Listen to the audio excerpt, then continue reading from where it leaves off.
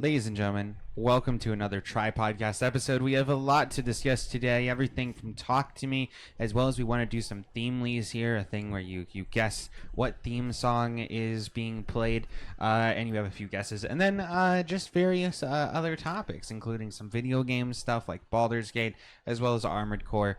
And so, yeah, let's just go ahead and jump into it. I wanted to start with the themely, so let's just, we'll do two themelies. And then we will move on. So, let's go ahead and do the first one here. Isn't that... Oh, Lord of the Oh, Rings, yeah, Fellowship. yeah, the okay. first one, Fellowship, yep. Fellowship? They're still getting through the classics, it seems. Yep. There we go. Okay, cool. That's like the Shire music at the start. And that was the one for Yeah. today. So let's go to the That was archive. an easy one today. 79. What the fuck? It's a bit loud. Is that... I don't know. The I don't know. It sounds a little... Hold on. Let's try it. Let me... It sounds kind of chaotic.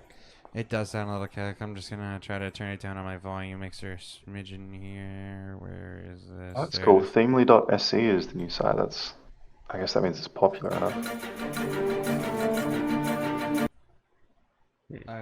That's it sounds very like Nolan-ish, right? Kind of. I can see something like Timey-wimey. Does anybody have like a guess, or that we can just toss in to get a longer segment? Tenet? Yeah, I was thinking Tenet because it No, sounds more okay. modern. No.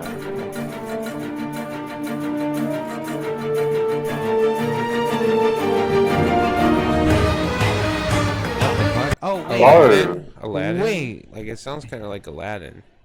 Fuck.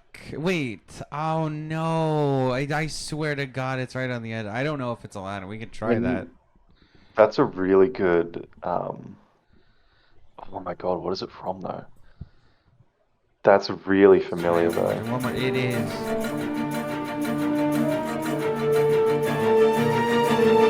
not like Inspector Gadget.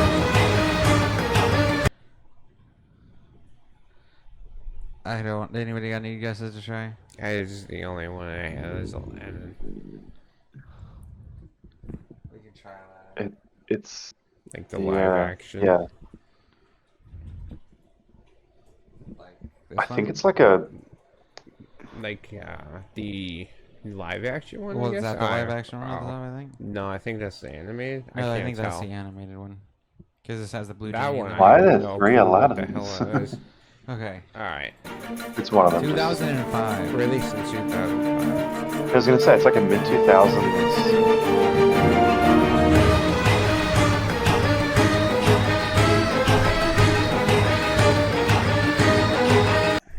I have no Huh. clue. It's I think it's popular. I feel like I've seen this once and I remember this track. 2005. 2005. Let's just see what there is. Batman Begins. V It's not for Batman Vendetta, Begins. King Kong, Harry Potter. No. It's not Harry Corpse Potter, is it? Bride. I don't remember the Corpse Bride music. It could be Corpse Bride. It does sound like what's his name, like Burtony. I can see that. Yeah, I can see that. But I don't know if anybody knows what that theme song sounds like. Is it? Not Sky High, is it? No, I don't think so.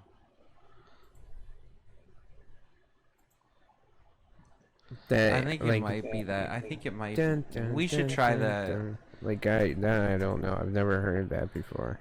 Corpse Bride. Let's try Corpse Bride. I don't think it's Corpse Bride. Well, we can get maybe a little bit longer. Nope. Okay. Adventure Comedy Family. Shark Boy and Lava Girl. Oh, I don't remember what I think it is. I think it is Shark Boy and Lava Girl.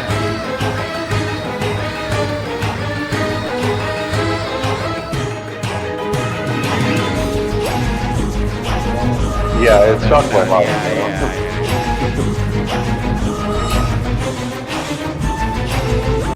No! Okay. Johnny Depp? Wait, it's the Crow thing? Oh, the Corpse Bride. Did I try the Corpse Bride? I thought I tried the Corpse Bride. You The didn't Corpse try. Bride. Wait, what's the cast? For Corpse Bride? No, for The Crow. what The did it Crow just give was us? the Crow. Well, it said Freddie Highmore and Freddie David Connolly. Highmore. Hold on, let's look at this one. Just put Johnny Depp and Freddie Highmore film 2005. Yeah, that's true.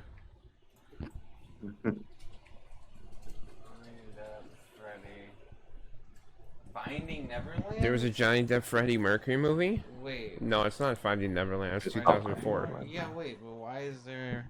Who there is? more than? Who is? I've Freddie never Highmore? heard of this guy. Wait, was he in a movie with him twice? Maybe it is Finding Neverland. Maybe, and they're just wrong Best on the original year. score? That's so it is pretty popular.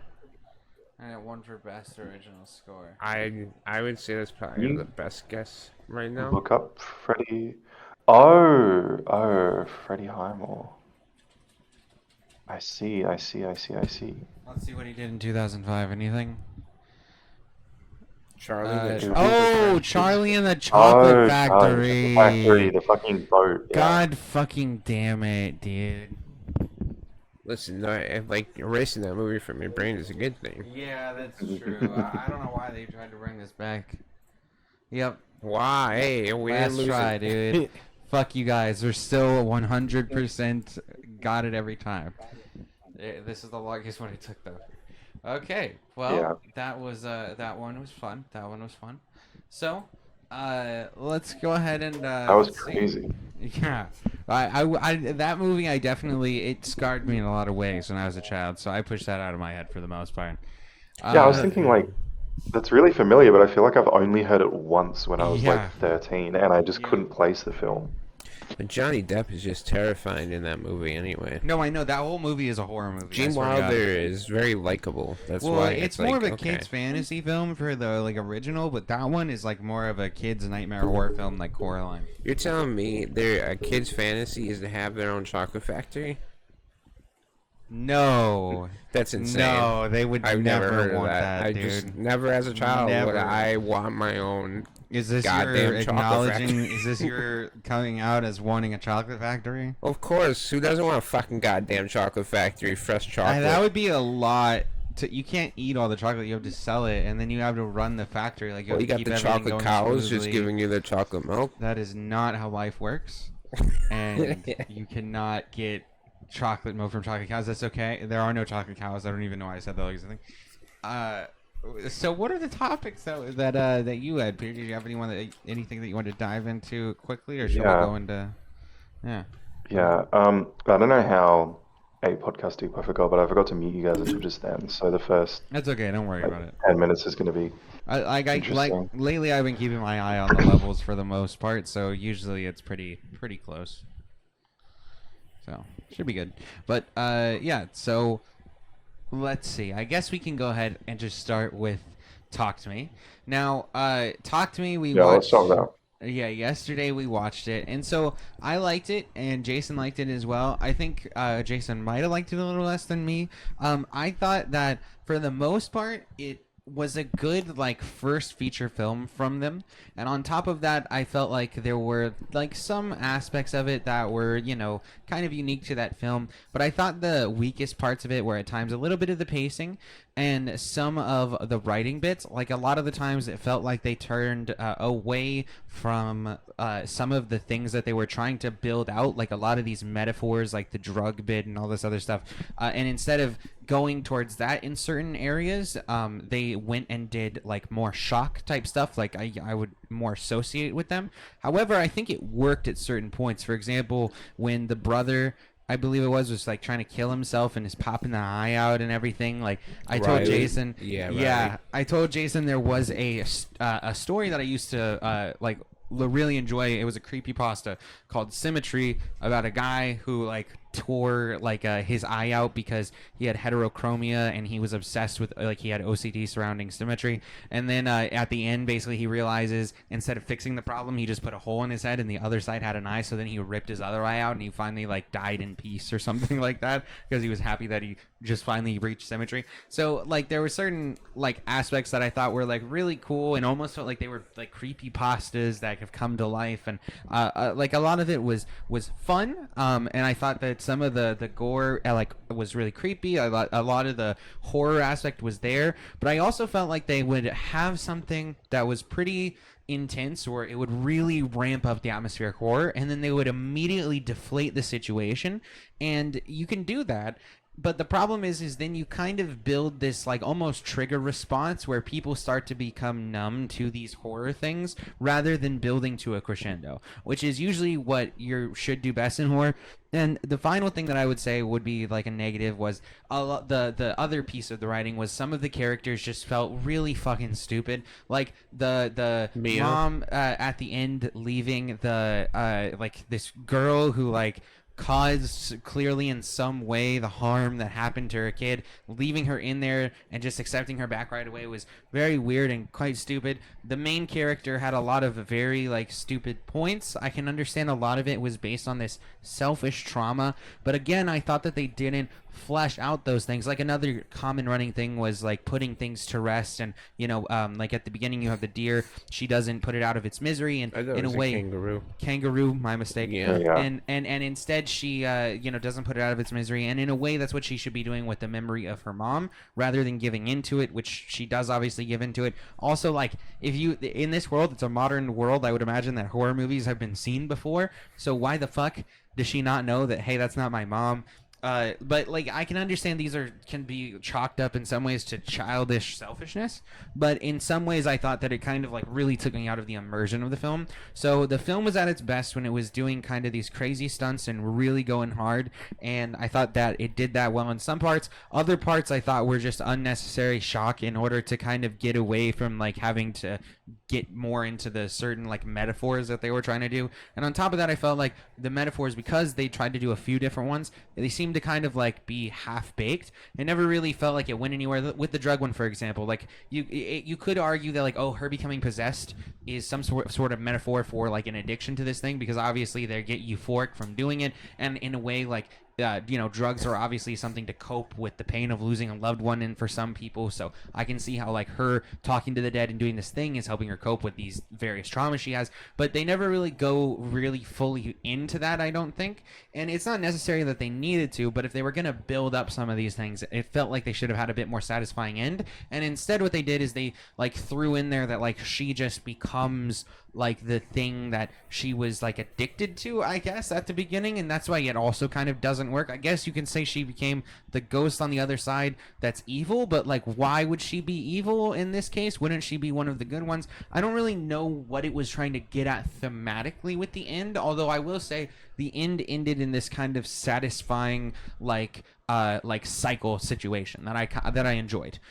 So beyond that though, like there was a lot of great stuff. There was a lot of stuff that I didn't like so much, but considering this was their first film, a lot of the directing was great. The lighting was better than a lot of recent films. A lot of the shots were very good. All of the makeup and the effects and everything of that nature was very good. The storyline had some interesting twists on the traditional Ouija story, so I think that was good. But I think I can chalk it up to like, this is their first feature, so of course, they're gonna have some things that the story might not be the best, because that's not really what they were about when they were doing like their shit on YouTube. They were more about those action scenes. So I would give it a 3 out of 4 personally. It was really good, but it wasn't, I wouldn't put it up at great, but I am excited to see what they can do next, especially if they can get like a bigger creative writing team rather than trying to do all that on their own. So what do you got, Jason? Yeah, I mean, the character Mia, I just immediately just hate her because of like how selfish she is, and it just gets progressively. She does dumber and dumber things as it progresses through the movie, including stabbing her father with a pair of scissors in the neck, and immediately pulling it out and letting him die. And then all of a sudden, she shows up at the hospital completely covered in blood again, because she already went through this whole thing with Riley. And then they don't even bother questioning her. So then it jumps from there into where the lights are going out. And my assumption is that's actually what happens when she kind of tosses herself into the oncoming traffic, and then the car hits her. But again, up to that, why would a fucking hospital just allow her to walk through completely covered in blood and there's no questions even asked? That I don't understand. She wasn't really covered in blood. You're kind of, I think you might be mixing up two parts. So she came in first, and she had a little bit of blood on her shirt. After the dad, she had a little bit of blood on her shirt. But like she also looked like it had like a little bit. I can't remember if the scar was at the end or before. But at the end of the day, the thing that I thought was weird, not that she let her in, because also I don't remember how far apart this was from when the person actually went in there. But the main thing that I thought was weird is how the fuck did she get out of the hospital with a patient? Well, that too. That's that what doesn't I make thought it. was That weird. that completely. You just have to erase any I can logic.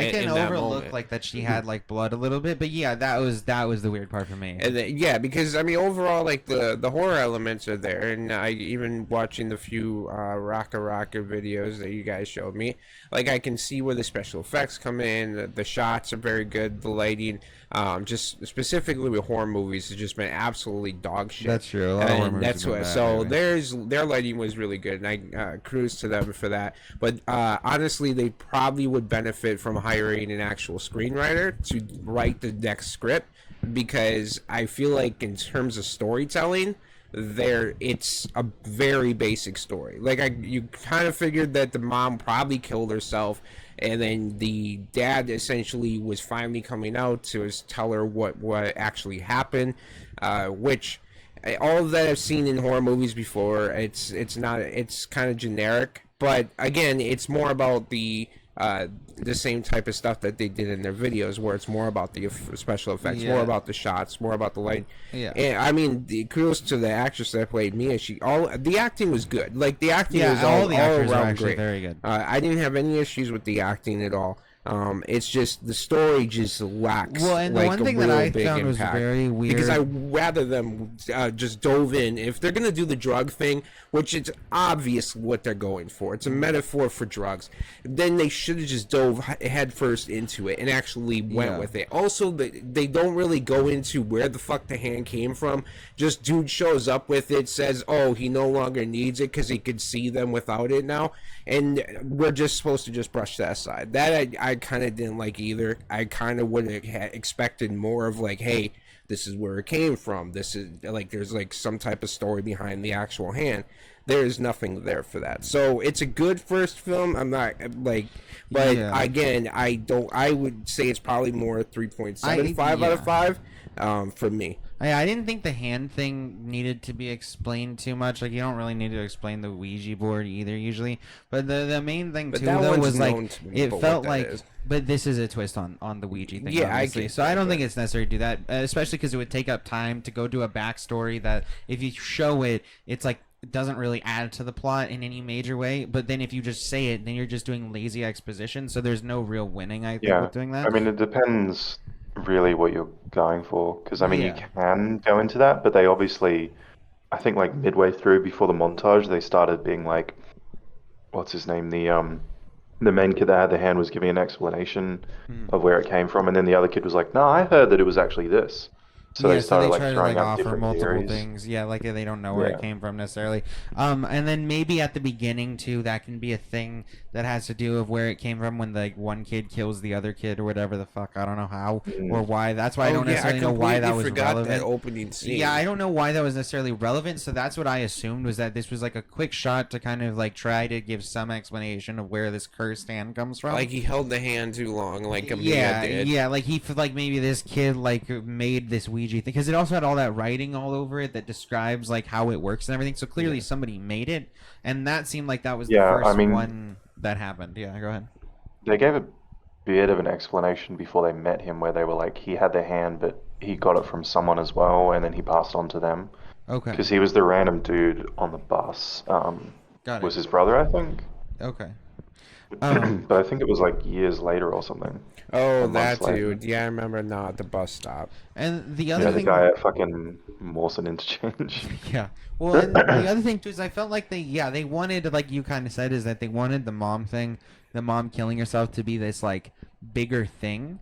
But, like, I was sitting there thinking, like, because the way they kind of play it off is they have that scene where her hands have blood on them, but she sees the blood right after thinking about the mom. Now, obviously, the blood can be guilt based on, like, basically almost killing the brother of her friend, right? And that would make sense. But at the same time, thematically, to do it, like to show the mom and then to show the blood, makes it almost feel like she has some level of guilt. So I just thought she knew that the mom committed suicide and felt some level of guilt, like people usually do, because, like, you know, you thought, oh, maybe I could have noticed something, maybe I should have been able to save her.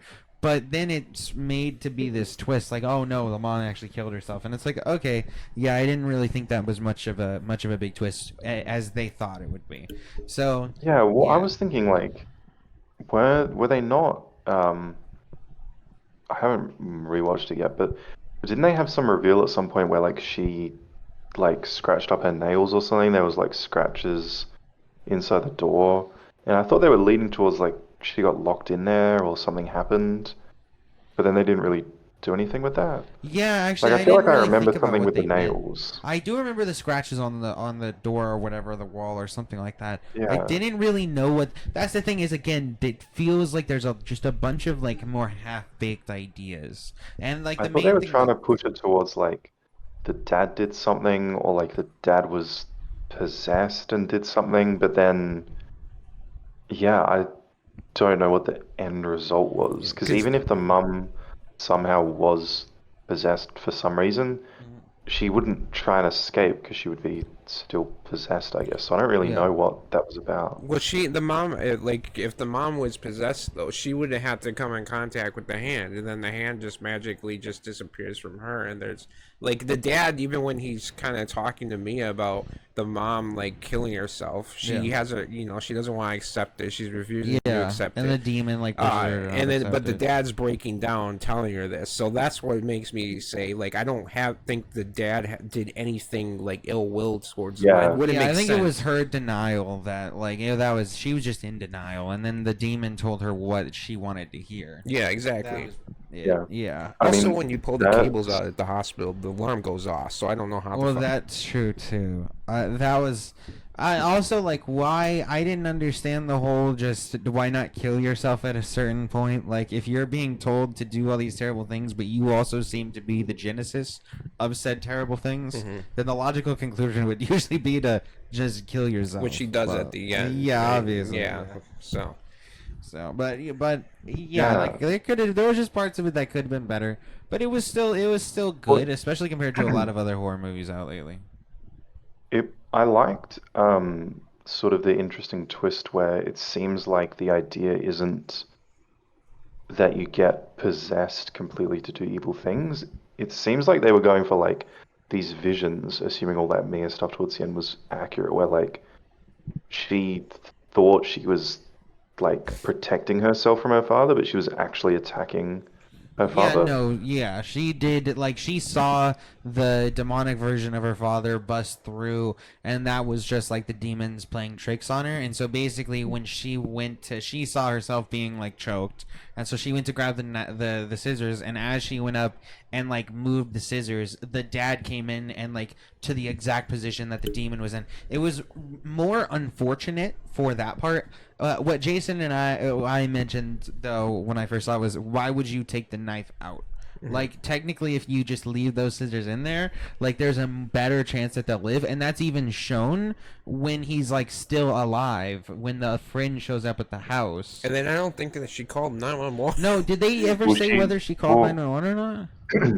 I was thinking like she's possessed fully the whole time. Like I know we see what happens to the father, but like it was sort of cutting between what she sees and then what we see, and then after she stabs him, Okay. it's. So I was thinking Oh, like I she thought might it not was have like even seen him get stabbed, or she might have been like, I killed him, and just gone on to the next thing. yeah, I could see how that would make sense. To me, the way that they cut it, I thought it was intentionally a thing where she was supposed to be like, "Oh yeah, I realized I just told my dad." But now that you mention it, I guess that wouldn't make sense Have like a thematically, considering she. reaction after it.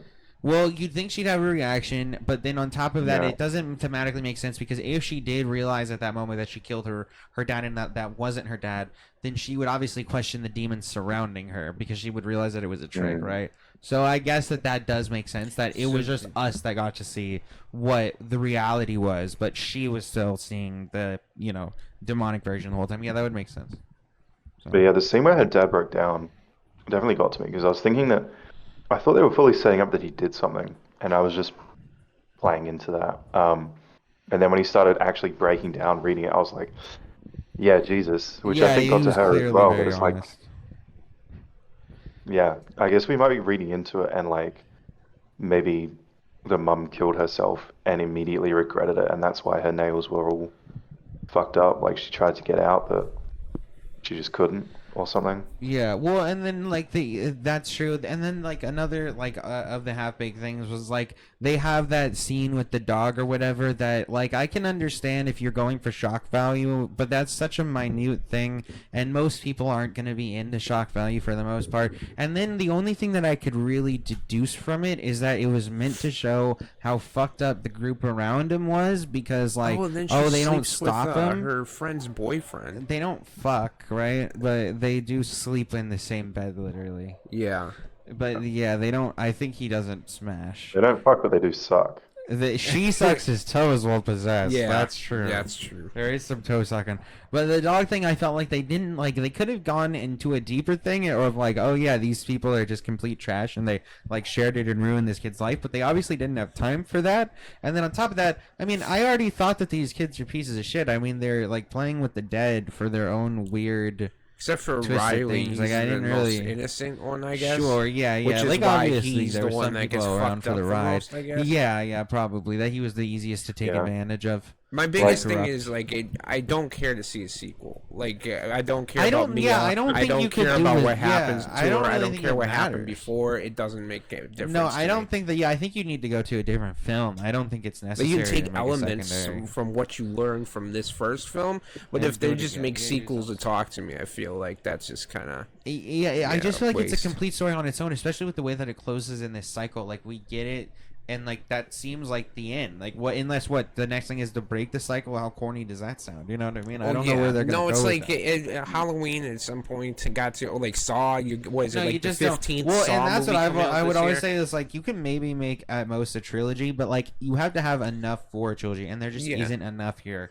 For Yeah, a give me trilogy. somebody It's that not I deep enough. literally care about. Like by the end of this film, Sure, and I then mean, maybe I you can build also upon understand it, like but hating a thing or like whatever. Like there is like you hateable But characters, it's already, but like like, at the she's end of a the day, there's terrible just person what for else her are you gonna? actions. The main thing this is made around is the hand. Yeah. So what else can be said about that hand? no, we know what it does. Nothing. They There's make nothing they else you mocked can it say using new about it. videos of TikToks or whatever the heck they were doing. Oh, yeah, sure. Yeah. But yeah, it's like I don't care about the hand. Yeah, that's all they can do is go more into like the adventures of the hand. It's a and really I don't like think that would be fun it's at a all. very unique and original idea on like the Ouija board, as you were saying. Like, Yeah, it's a twist I on the really Ouija, yeah. appreciate that, but no, I'm not for a sequel. Yeah, I after wouldn't be watching it. either. I just don't think it's worth it. I think they would do better to just create another film and like move forward with that. I mean, yeah, this had success.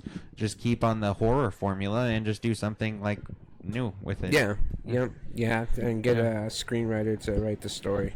Yeah, and you don't have to just pay a screenwriter and say fuck it. You can like be in the screenwriting process, but if you are going to like have like they've reached a level of success with this that they should take the next project much more seriously, and so therefore like they should bring on like a professional writer and do things in probably a bit more of a professional manner, I would imagine, than they did this one, because this is one of their first things. Like you're supposed to continue $50 million, moving. and it's on a $2 million budget, I think. It made $50 million on it. Yeah. $2 million? That's actually that's pretty fucking good. It's like M Night. Yeah, that's 20 times. So goddamn, God bless them. God bless them. So yeah, I think they can do. And yeah, like I said, I'd be excited to see what they do next. Besides that, but that is just not what I'm interested in seeing. But yeah. So anybody have any last points on Talk to Me? I mean, no, I pretty much just summed up my thoughts on that about it. Okay, cool. So Really weird watching like Australian stuff. Yeah. When they're like, "Oh, we got to go find this guy," and then they go to a bus station. I was like, "What the fuck?" Yeah. They get on the bus. I was so confused. And then they go to like Mawson, where I used to catch the bus all the time, and I was like, "This is so weird." Yeah. No, I would imagine like There's not 'cause that's many not films what- shot here either. Yeah, no, that Like makes sense. I've only seen one other film shot in Adelaide, which I don't think anyone's ever seen. What is it? Called 237, which was shot at my school, but like Okay. no one at my school knew that it existed. And it was just like a film about someone at the school killing themselves. What? So I assume that like the school didn't really promote it and they didn't want anyone like talking about it because literally no one knew about it. Like I told my class that I watched it and they hadn't heard of this film, and it was just shot like in the school completely. It was so weird. I don't even know if it was a true story or anything because it's such a small city here. Like the Wikipedia didn't really say whether it was a true story or I couldn't find I like. mean, that'd It's an be urban one legend. hell of a crazy true story. Yeah, it's an urban legend. But the really weird thing was like she killed herself in a toilet, and that toilet Like moaning murder. like yeah, but sorry, like the I'm the sorry, toilet that's wasn't a toilet. distasteful. Like while I was at the school, it wasn't a toilet anymore. They'd converted it into a counselor's office. It's definitely real then. Yeah. For sure. Yeah, you know that they wouldn't Wait, have is that kept it up counselor if hear somebody voices from the clearly students that somebody killed murdered themselves? them. Yes, And she gives hears the advice. voices. You should not go to college. Yeah, In fact, don't drop out of sign high school that. immediately right now. Wait, that's not good advice at all. No, I know that's the point. Oh, okay. Well, hey, good for her. At least she has a hobby, giving terrible advice to students, and I appreciate that. Okay, so also a quick one is the Vacation Friends 2 on Hulu with John Cena. So I haven't seen Vacation Oh, Friends we forgot 1. Blue Beetle. We did see it. That's right. We'll get to Blue Beetle in a moment because this one should be pretty quick, I'd imagine. So I didn't watch Vacation Friends 1, but this one, I like the character that John Cena plays. I'll say that much. He's a stoner who killed Does 42 coke. people and does cocaine, and that's like super based. And I respect that. And so the entire thing had like it looked And like it's got it was the guy a student from Free film. Guy. It looked like it was a student film. I'm not gonna lie. The acting wasn't the best. The jokes were not top notch, and it was a really corny 99% of the time. But Steve Buscemi mixed with John Cena it hits in its moments, and they both have good comedic timing. If it weren't for them, the movie would have been a 0, but it gets like a 2 out of 4. It wasn't bad. It made me chuckle a few times, and I liked the chemistry between some folks.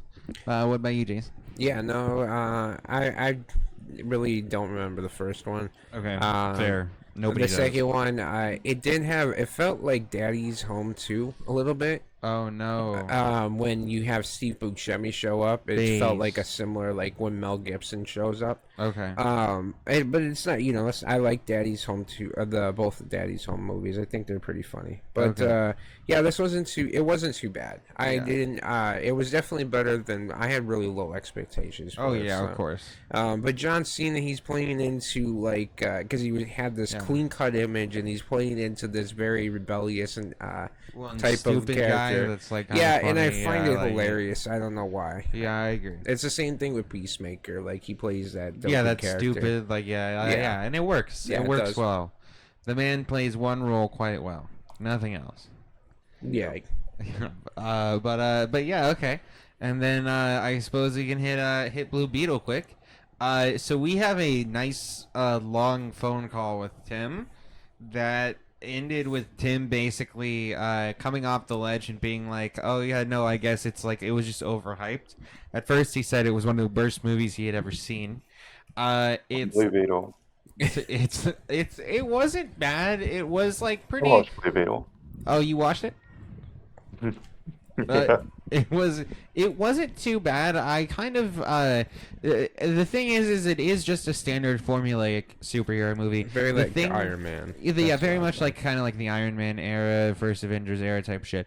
And I think that the main thing is it has a cultural flair on it that makes it a little bit unique, a little bit interesting. And I thought that a lot of the characters in it, as well as the people that they were played by, especially, were very likable. Particularly George Lopez's character, of course, but like the grandma was very likable, and everybody for the most part had a pretty decent chemistry. I thought that for the main like issues were that like some of the pacing in that one as well was just kind of off for me. There were certain like non-logical steps that took place, like one that Tim mentioned that I do fully agree with is that like it is weird. She doesn't have any other options, but it is weird that she meets with the kid, gives him this like top tier fucking war machine shit, and she's only spoken to him once before, and she just tosses it to him and says, "Hey, take this and don't open it. I'll see you later." and just is supposed to trust him there. That's really weird. But then again, in that moment that she was gonna get pat down, the whole lockdown was happening. So what was she gonna do? Hand it to a random stranger or just drop it in the middle of the floor?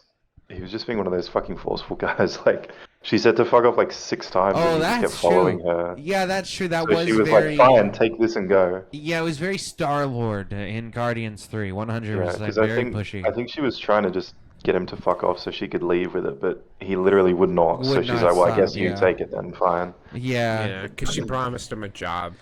Yeah, which After it's like, just go him and back his later sister got whenever she's fired. there later. Susan Sarandon plays a fantastic bitch, but she does that well in Enchanted as well. I do not like the sister character. I knew from the No, trailer yeah, I was I not knew that going to like too. her. Yeah, the and sister when I character saw the sucks. film, I was like, God damn, is she terrible. I at like this. the main villains, like the guy that plays the bodyguard of Susan Sarandon. Also, I liked him. I also like that instead of like they kind of have because here's the thing that I told Jason is because all of a sudden George Lopez is driving like a large metal beetle and he like kills like 30 people and Granny's got the gat who's just mowing down people. But then there was this thing earlier on where fucking Blue Beetle was like, "Yo, I don't kill people. I come from a principled position of non-murder." And then at the end, he goes to murder him, and he is like, "Oh yeah, I'm gonna murder him. I don't give a fuck." And then the like suit, because of what he said earlier, "Oh, we don't kill," is like, "No, you're emotional. Stop it. You're like a drunk toddler." Now I thought that kind of made sense, but then again, your family did rack up a bunch of bodies, so even by his own non-murder principle, he should probably send his own family to jail. I'm just saying. But yeah, I thought like the whole like his family both being his weakness and his strength is an overplayed thing to a certain degree. But you know, it worked well here because they don't usually actually pull the family into the combat, and so by pulling the family into the combat, I felt that it added a little bit more flair to it as well. But yeah, it was just like okay. I think what Tim said is completely based. Like, I think the issue with the DC now, for a long time, is everything is just overhyped. Like, this is all right. Yeah, but not 90%. Compared to the rest of the DC, it's like, yeah, it's 90%. It's the fucking. I'm so glad this is the new DCU, and like, it's the fucking first of like the good films everyone's saying, and I'm like, it's just all right. It's not like fucking making up for the Flash and the savior of the DCU. Like, it's just all right. It's not groundbreaking. It's not anything new. It's nothing we haven't seen before. It's very groundbreaking. And that's the problem. I agree is that when you have like these movies, and this is something I've kind of thought there was another movie that we thought something similar of, but yeah, like there's a lot of these movies that they put it all the way up to 90% on Rotten Tomatoes, 95%, and so when I go into those movies, like that's why Rotten Tomatoes, it's interesting. If I know there is a like random obscure film and I go look it up on Rotten Tomatoes and it has 90%, that movie is 99% of the time going to be really good. But if it's like a really mainstream film, it is insanely hit or miss. Like Barbie, I thought it was very, very good, and I can understand why like that might get up to a 90% because it's very unique and has its own flares, blah blah blah. But like when it comes to something like this, I can't see higher than like a 70, 75. Because when you get up to like 80, 90 range, is like, okay, well, we should be talking about like groundbreaking shit here. But like if it's just a standard film, like 70 maybe is good. Yeah, go ahead. Rotten Tomatoes needs to be more like universally known that it's just like a vibe meter. Like I can understand why 90% of people thought this movie was okay. And not shit. Well, that's technically what it is that, yeah, it is supposed to just be 90% of people rated it like above 50%.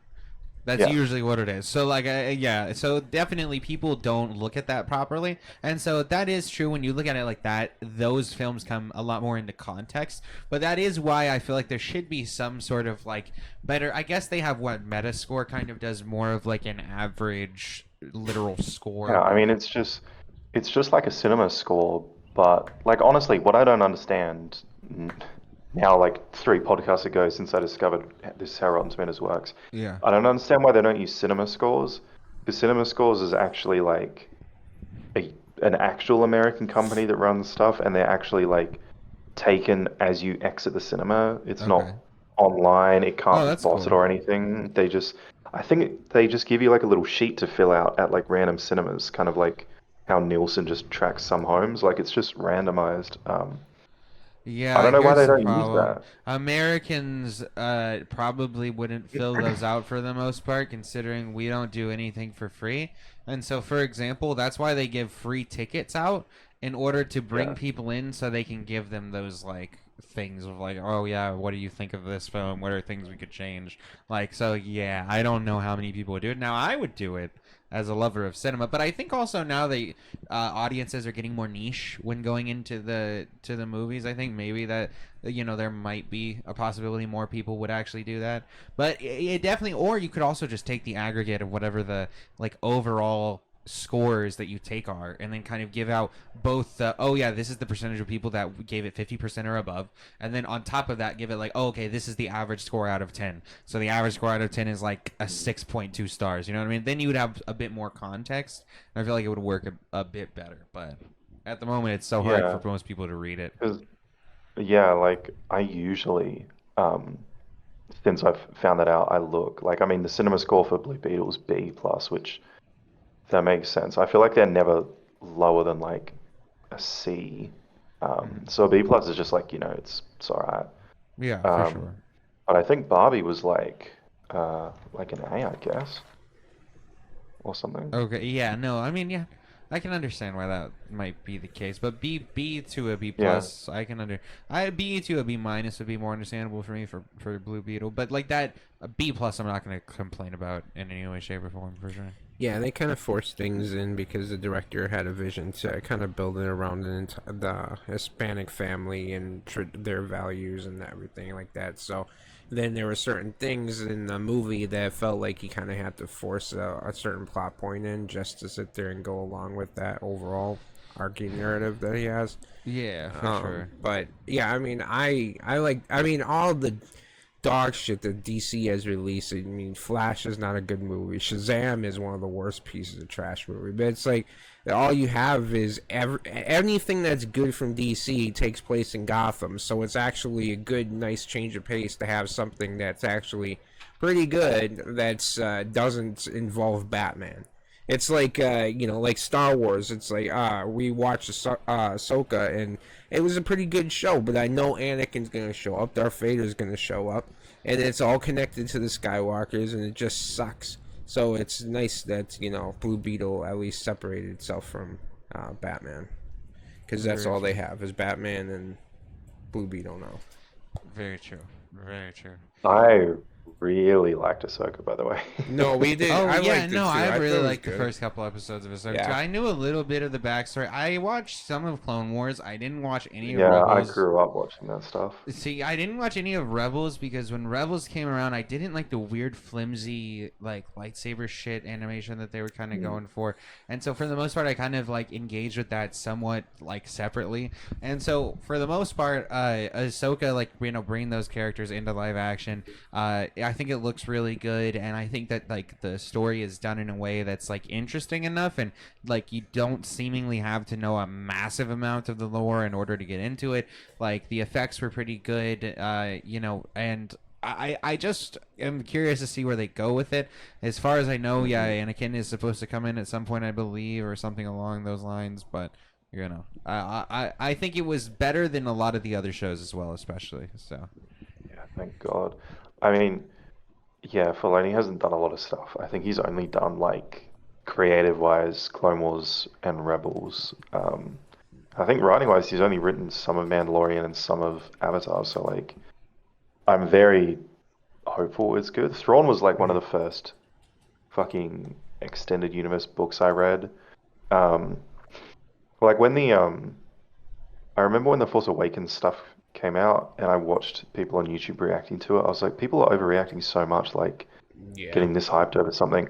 But now I'm like old enough that like when I am very much looking forward to like Thrawn live action, and I'm like, bro, I was reading this guy when I was like 14, and he's actually going to be live action. Holy shit! So Yeah, and then hopefully it's the good. fact that they didn't show him at all in the first two episodes, so they're kind of building up this interest and this want to actually see him on the screen, which is good because most Disney projects they reveal the villain within the first 10 minutes.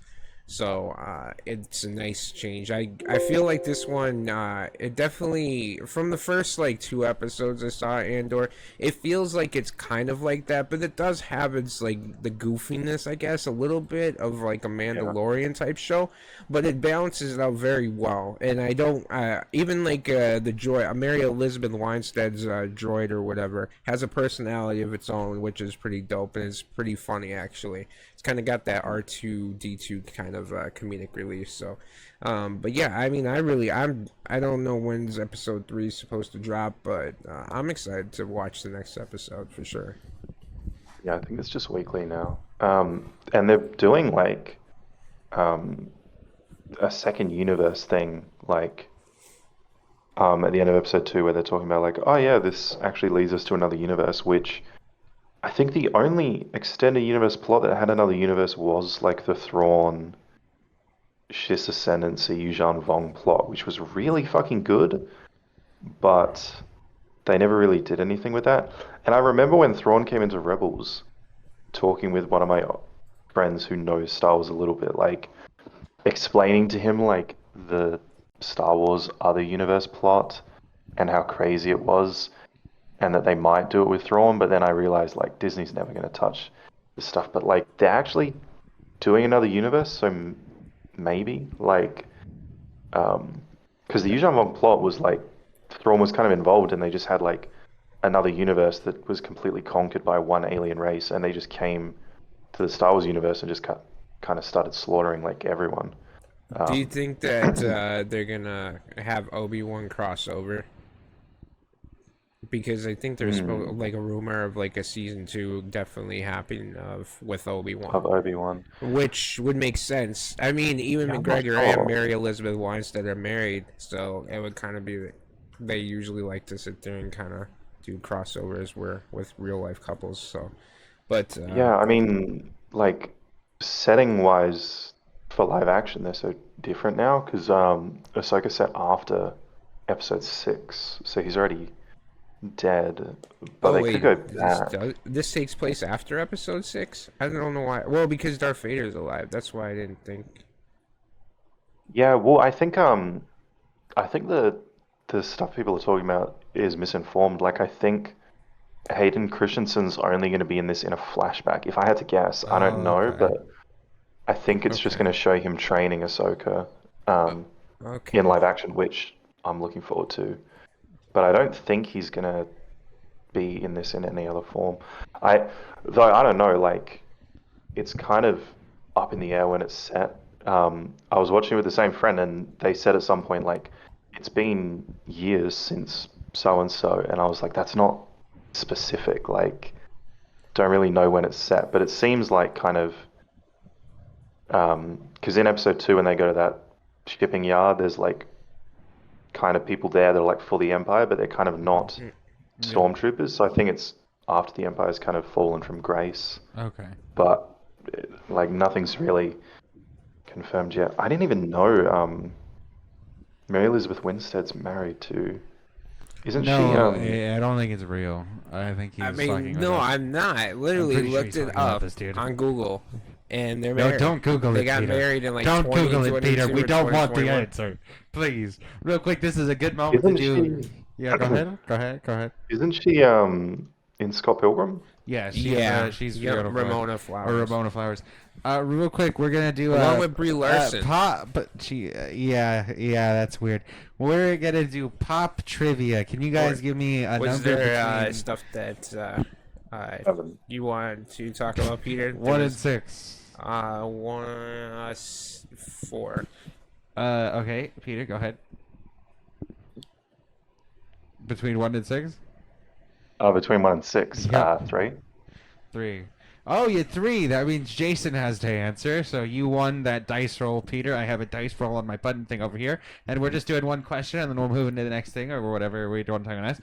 Jason, who was the highest paid TV host in 2018? 2018. Yeah, 2018. Don't Google it. Oh, okay. Wow, there's 3 answers I had. Okay, Nick Cannon, Steve Harvey, and Howie Mandel. It's a woman. Okay. Wow, those are wrenching those. Let me just say Wait, that. It's a woman. It's a woman? It's a woman, and you know and love her. Oh no. Lily Singh? No. It's not Lily Singh. She does criminal, legal cases. I don't. It's I hope I get Judge hinted Judy. Oh, It's Judge yeah, Judy. but she's an actual judge. She was the highest paid TV host in 2018. All right, thank you guys for playing today's That's episode pretty of creepy. Pop Trivia. All right, I'm sorry. What were we talking about? Ahsoka? Back whatever we were on about. What was the news stories, Peter, that you had? Yeah, well, go look at mine. Like, as well as Ahsoka, because I've been waiting for Thrawn live action for ages, but have you guys seen the early reviews of One Piece?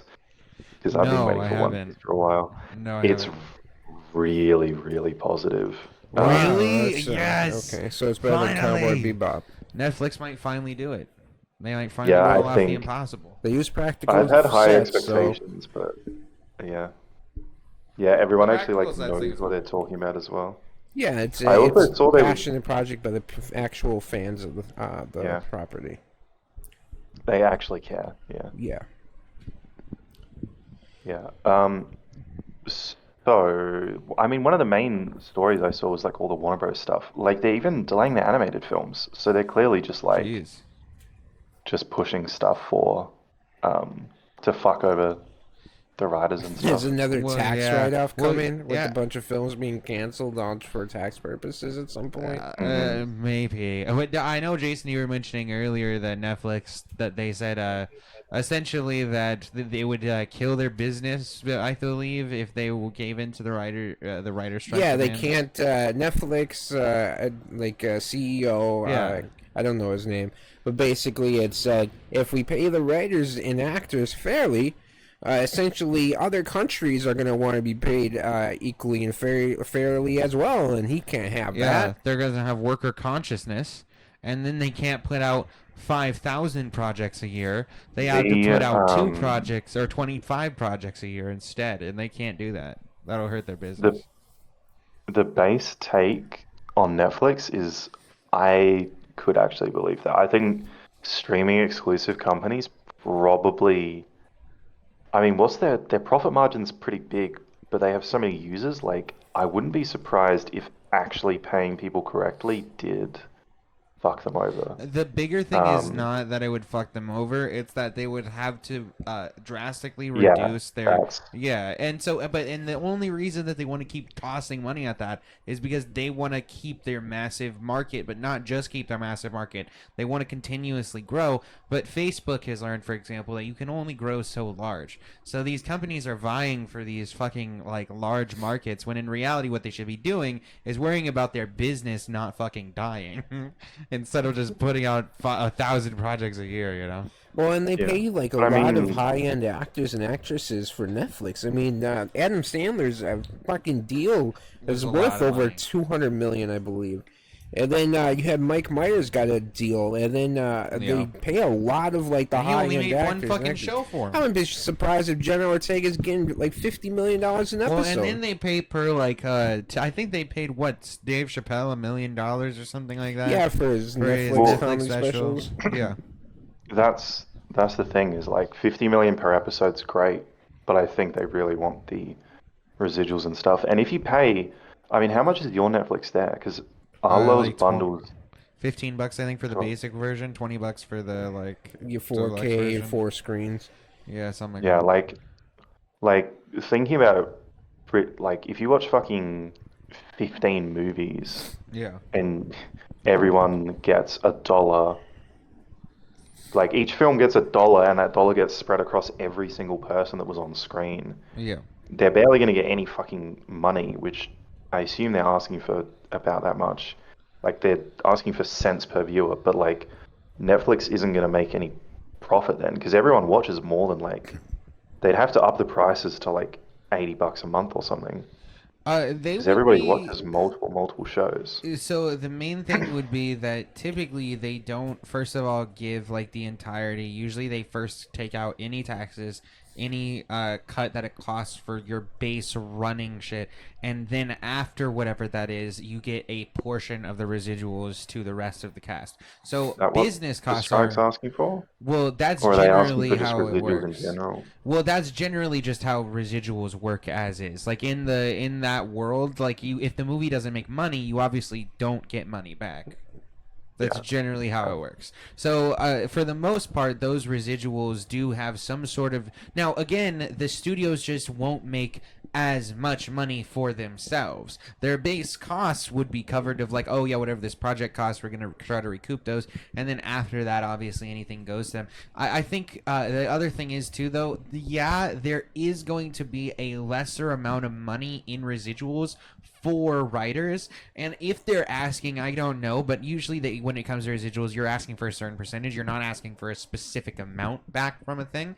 If they're asking for a specific amount back, that's already ridiculous. But the main thing is the money from this comes from subscribers, and as you just mentioned, subscribers don't pay nearly as much as an advertiser does. You pay like $9 or whatever, and that's great, but like, you know, sometimes like for a really intense advertising or whatever the fuck it is, these advertisers would pay a lot, particularly back when there were just TV cable fucking shit, and it was all very mainstream lined, etc. Direct And TV, yeah, Direct TV, all that contract with like TNT and TBS. Yeah, exactly. Any and of so the Turner those networks, ones are going essentially. to have like these large packages that bring in money, and it brings in a lot of money because they're the only place that you can get so many eyes. I always wondered, like on network television, though, even when I was a kid, I always was trying to figure out, okay, how do they sit there and measure a viewer? Because if I turn on the cable channel for 5 seconds, do they consider that a view, or do I Yeah, is it so have to be a certain duration of time that you have to watch it? They usually base it off of, as far as I know, like there's the Nelson aspect of it where they Yeah, have that box or whatever that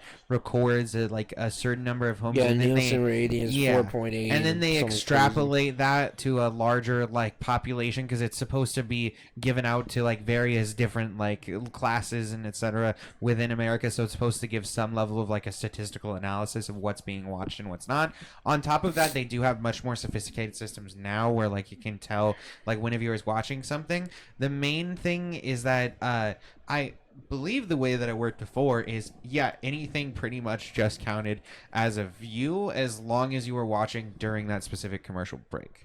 Yeah, because Netflix doesn't like TNT has well, they have two big deals. They have one with AEW wrestling, and then they have one with the NBA. Okay. And they get primetime NBA games, and I have to imagine that deal is like in the hundreds of millions, because to get those type of games on their network. But Netflix, the only thing that they have that's of high value, even though they're not really high value, is actors, right? Like they gave Adam Sandler money, Mike Myers money, whoever. But that's the closest thing I can think of for Netflix having like a big like deal. Well, yeah, but even they have an overarching thing. Yeah, exactly. And again, Netflix can only get whatever their subscriber revenue is. And again, the only reason they've been able to do all this is because they have had pretty much all this extra money from not having to pay out any of these royalties or anything. They just have to look at their subscription models. But the argument now is that those... Hulu at least has cable package that you can actually subscribe for. Yeah, whereas Netflix doesn't have that. No, well, Netflix is trying to add value now through like they're adding like a game streaming app at no extra cost supposedly and shit like that.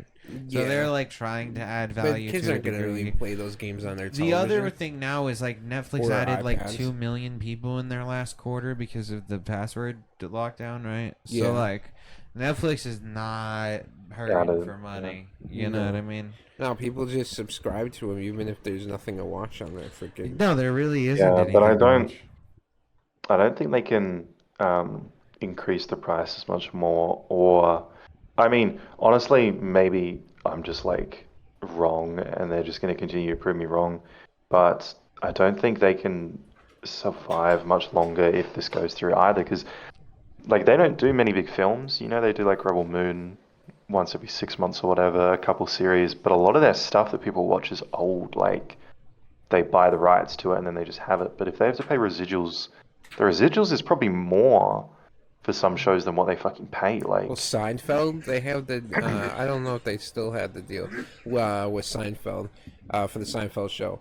But even they have stuff like that, and they have probably, I think, like Criminal Minds. But they have a lot of like of these older television shows and deals and that. I have to imagine like Jerry Seinfeld gets some decent money. So does Larry David on the back No, I end. believe one of the people from Friends talked about like they don't get. Oh, any Friends money. is the other show. I That's believe on like one of the Netflix, people that yeah. talked about it from Friends that they don't get any money from Netflix. When it comes Is it to Phoebe? when it comes to old content, I don't know how it would work. I believe for the most part that they wouldn't have. So here's the way that I believe it would work is when they're negotiating IPs, they would have to have their cast come to them and say, "Hey, let's say Seinfeld goes to the people that own the IP for Seinfeld and says, "Hey, if you don't fucking give me residuals, I'm going to make a big fucking stink about this shit." And they're like, "Okay, yeah, that's fair. Hey, Netflix, we're going to give this guy residuals, okay?" And then that might happen because that was worked into their specific contract.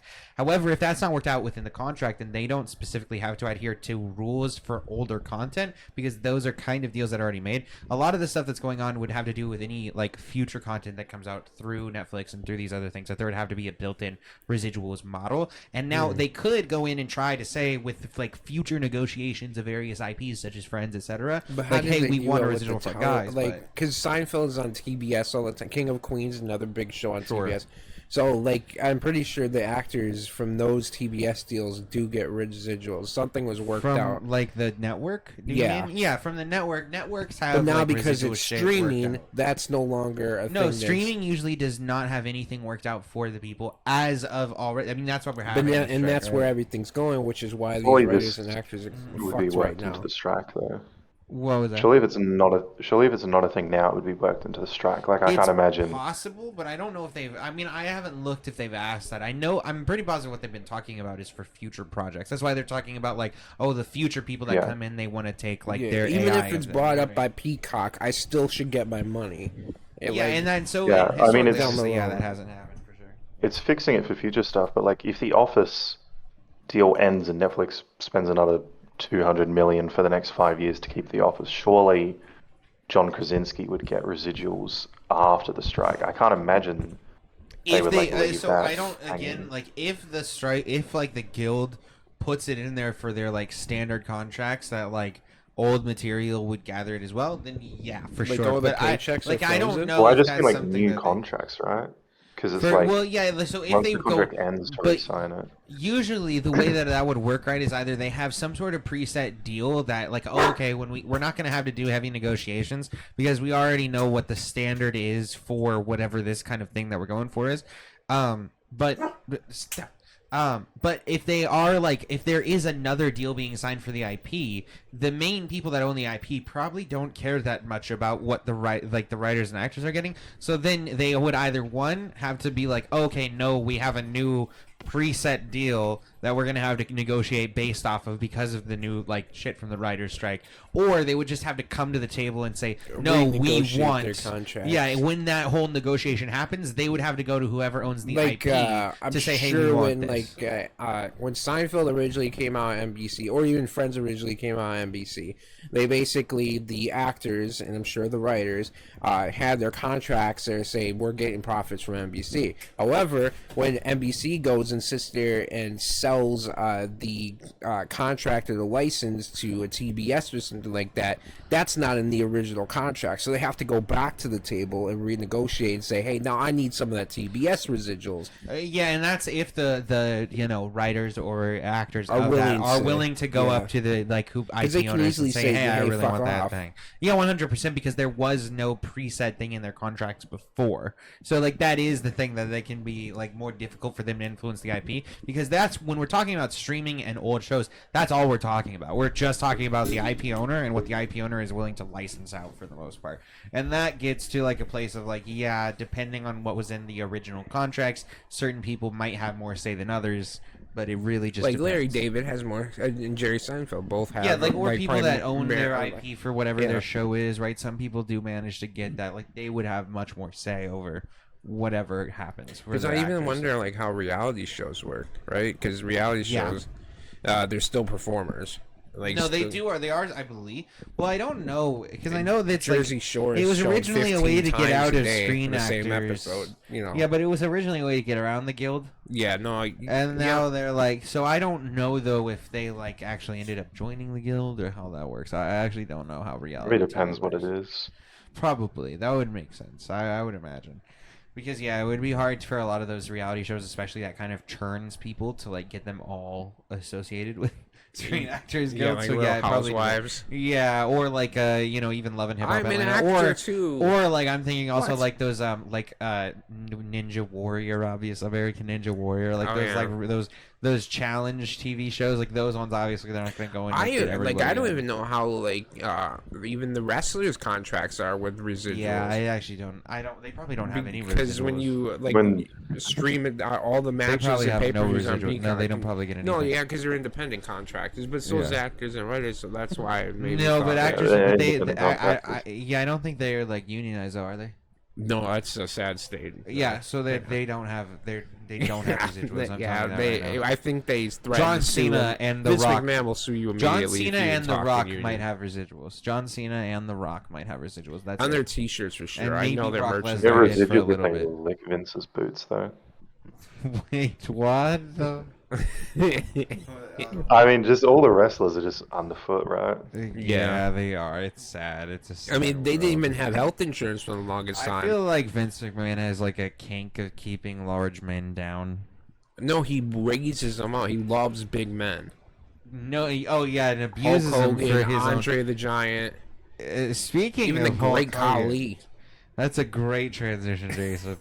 Speaking of Hulk Hogan, have you heard the recent allegations against Hulk Hogan? Peter? What? Me? No. Yeah. Okay, don't so it's not sexual allegations yet. But basically what happened was he apparently has been telling this story for years about how at Wembley Stadium he performed for a kid who he met who had cancer, and if that was his make-a-wish, was to meet Hulk You Hogan. can smell the death on him. And he, in some stories, he says that he can, quote, smell a strange smell, the smell of death. And so basically he goes through with this whole story about how he has this Little legendary match with, we don't know who, he never specifies who, in the Wembley Stadium. And he's like out there and he's like, I'm fighting for this kid with cancer. But at some point in the match, this is one version of the story, he looks down and notices that the kid is gone. And he just knows that something terrible happened to that kid. And then when he gets off the fucking stage, he's told that that kid died. And that's why he wasn't there. Now, here's the thing. The only time that apparently this could have made sense, according to people that have done more research than us, what was the guy's name? Monster. Okay, shout out to that guy. He made a fantastic video on this. But so essentially, the story could not have been true because, like, with the Wembley Stadium, he didn't even fight at the main event of that match or something like that around the 80s time period. No, which he he's was talking away about. because of the steroids. Oh yeah, he had a whole steroids allegations at that time. Well, it wasn't so allegations. It okay. was. He had steroid drug tests. Well, I think that the proved positive. WWF at the time was getting sued. Yeah, of course they were. Because When are they people not were doing getting roids and basically dying, and they were kind of Based. promoting roids. Fucking base. That's a base company right there. I also promote steroids. I mean, Shout Vince out. McMahon was on roids for years. He was jacked. Oh my God, yeah, that dude. That sounds fucking terrifying. Yeah, that dude was as jacked as The Rock. I swear to Christ. That's bullshit. You're fucking No, lying now. no, look you're up capping. like I'd early rather 2000s not. I'd Vince rather McMahon. Not. I'd rather not. I'd Yeah. rather not. So yeah, basically Hulk Hogan lies about this kid that apparently died, and he also said that he donated all the match money that he got from that match that he didn't do to the family of the dead kid that doesn't exist. Yeah. And he sits there and he tells that story in order to push his current book. And so yeah, that he's also been caught in a few other lies. So shout out Hulk Hogan for being a real great guy. You know what I mean? Is it a lie or is it just kayfabe? Like, No, it's No, a just no. a story, He's he deliberately thinks it's lying. No, I don't even know if he's lying. I think he might genuinely believe that happened at this point. Well, you told He the lie lied so himself. much that He you're lied. like entrenched Yes, in he it. told that story so many times that I think he really believes he was in the Wembley Stadium fighting some random opponent in the main event. Actually, it for was some Andre kid the on Giant. with cancer. Yeah, it was Andre Giant. It was he Yeah. took him down. And shout out! I've never been more proud of a wrestler. This is during the time he was sitting there filming Mr. Danny. I'm sorry, what? He made up a story about a kid who didn't actually die. That's fun. Yeah. Yeah, no, the kid that didn't exist. So shout You know who out. did actually die? Oh, Bob Barker. Bob Yeah, Barker rest died? in peace, Bob Rest in Barker. peace. The Price is Right Shit, guy. was he 98? 99, dude. 99. Yeah. He made it just He under almost got 100 100 points. Yeah, he made it just below, but not quite there. Yeah, the price is He wrong. caught a bitch. blackjack. You know what I mean? That's a great line Yeah, said the price is by Adam wrong. Sandler Yeah. in the movie Happy Gilmore. It's Wow. Bob Barker as he Wow. punches him in the face. That's super fucked up. How dare he? And then Bob Fuck Barker Adam gets up Sandler. and then beats the shit out It's a of base. Happy Gilmore. Go, Bob Barker. And then Drew Carey takes his job. That's awesome. That's how it should be. That's how life should go for Adam Sandler, especially right now. I wish No, Drew somebody Carey would take took his Bob job. Barker's job. I know somebody should take Adam Sandler's job from Netflix because I'm tired of it. Yeah. Although the Over. the new film that he has coming out, I'm not gonna lie, looks okay. He's a lizard. He has a film with his family that's coming out. He might be a lizard person. I do subscribe to that conspiracy. That's factual. Good. But No, I thought the new film that they just showed where he's a lizard. what? Have you not seen that? No. Yeah, his new Netflix film. He plays an Okay, animated lizard. I don't want to think about that at all. All I know, there was a movie called "You Are So Not Invited to My Bat Mitzvah," and it was basically him with his family and like His actual dog. yeah, it looked actually pretty decent. And then there was like a funny line at the end of like, "We fought the Nazis off just so you can have like And it has some, Idina chocolate Menzel. fountain or some shit." Yeah, it was. It looked decent. It looked decent. Yeah, it looks pretty decent. Compared to the rest of the dog shit he's released on Netflix, Jesus. Remember the Facts. racist movie he released? Which one? The one, A Ridiculous 8? Oh, the worst one. Yeah. Yeah. No, I don't think about that actually. I never think about Are that. you Really. racist towards Native Americans? I just don't. I keep. Oh, like that one movie with Johnny Depp, The Ranger. Absolutely. Oh my God. Jeez, Lone Ranger. Well, don't yeah. tell Johnny Depp he's not a Native American. Oh, he'll spaz out on me. Yeah. Experience. Okay, I feel Willy like I could Wonka. take Johnny Depp in a fight if I'm being perfectly honest. I'll say it to his face anyway. Fuck it. Wait, what would he do if you said that you hated Willy Wonka to him? Would he spaz out on that one No, too? you turn into the Mad Hatter Oh no. or Sweeney Todd. Oh no. Oh no. Not the second one. That would be terrible. Okay. What? Did you guys see that Chris Pratt is going to be Plastic Man? Plastic What Man. the? What's Plastic Man? No. I'm the Trash Man.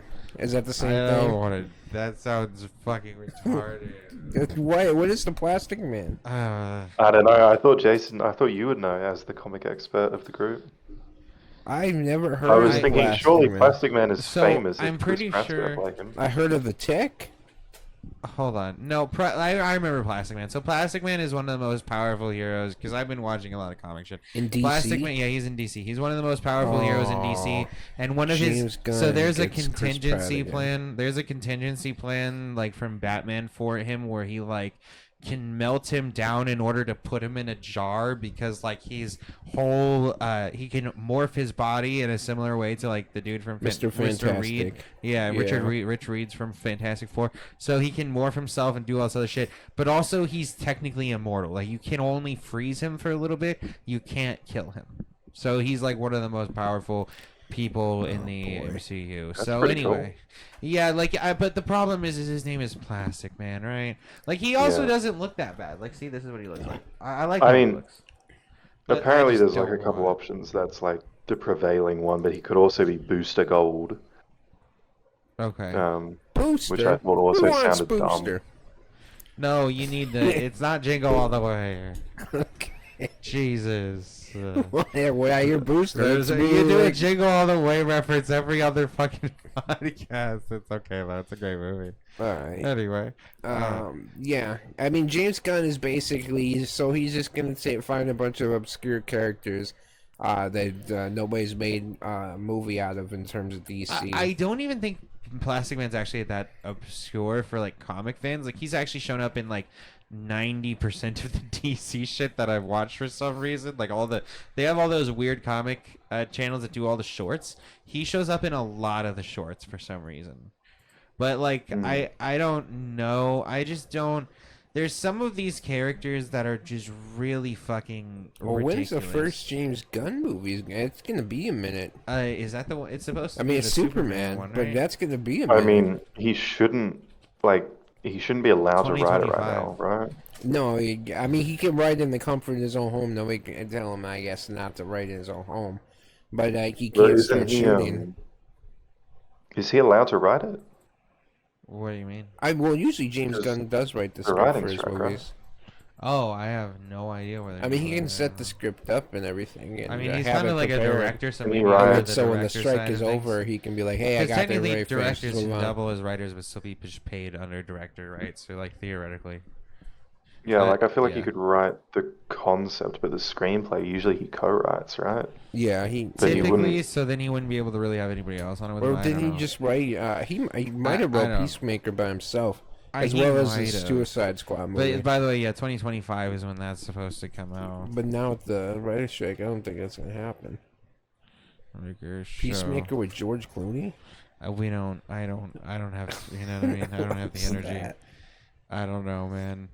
We'll look at that in a moment. Peacemaker TV series. He did just write Suicide Squad, so Okay, maybe he just yeah. writes it himself. Yeah, And Is he he just not wrote- part of he the just wrote union? Peacemaker, so. Well, he could, but again, he could be being paid under director, right? Because director can have many hats. So theoretically, he can just keep his director's contract and then do the work underneath that. and then he'll just Right. start filming in another country, and then get I some. understand all the technicality. I just mean like, isn't he a fucking dickhead if he does that? Oh, Oh, yeah, yeah. well, yeah, of course he's a dickhead. Yeah. But I mean, a lot But of it's directors James are probably Gunn. going to do that, I'd imagine. He's actually, gonna yeah. do it, like nobody's gonna tell him no. This is a political action thriller called The Peacemaker Nicole Kidman. with Nicole Kidman and George. Does Well- it have a good rating? Probably. Probably not, dude. Let's find out, huh? No. I can't Reception, find 46. if he's in the guild. But what I can find is that he finished the draft of Superman before the Okay. strike started, but has since put it on hold and all DC films, Okay, got it. apparently, to support the writer's strike.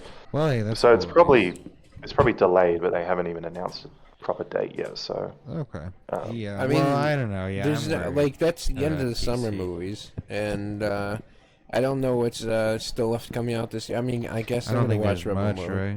yeah, well, the But thing Fuck that Rebel Moon.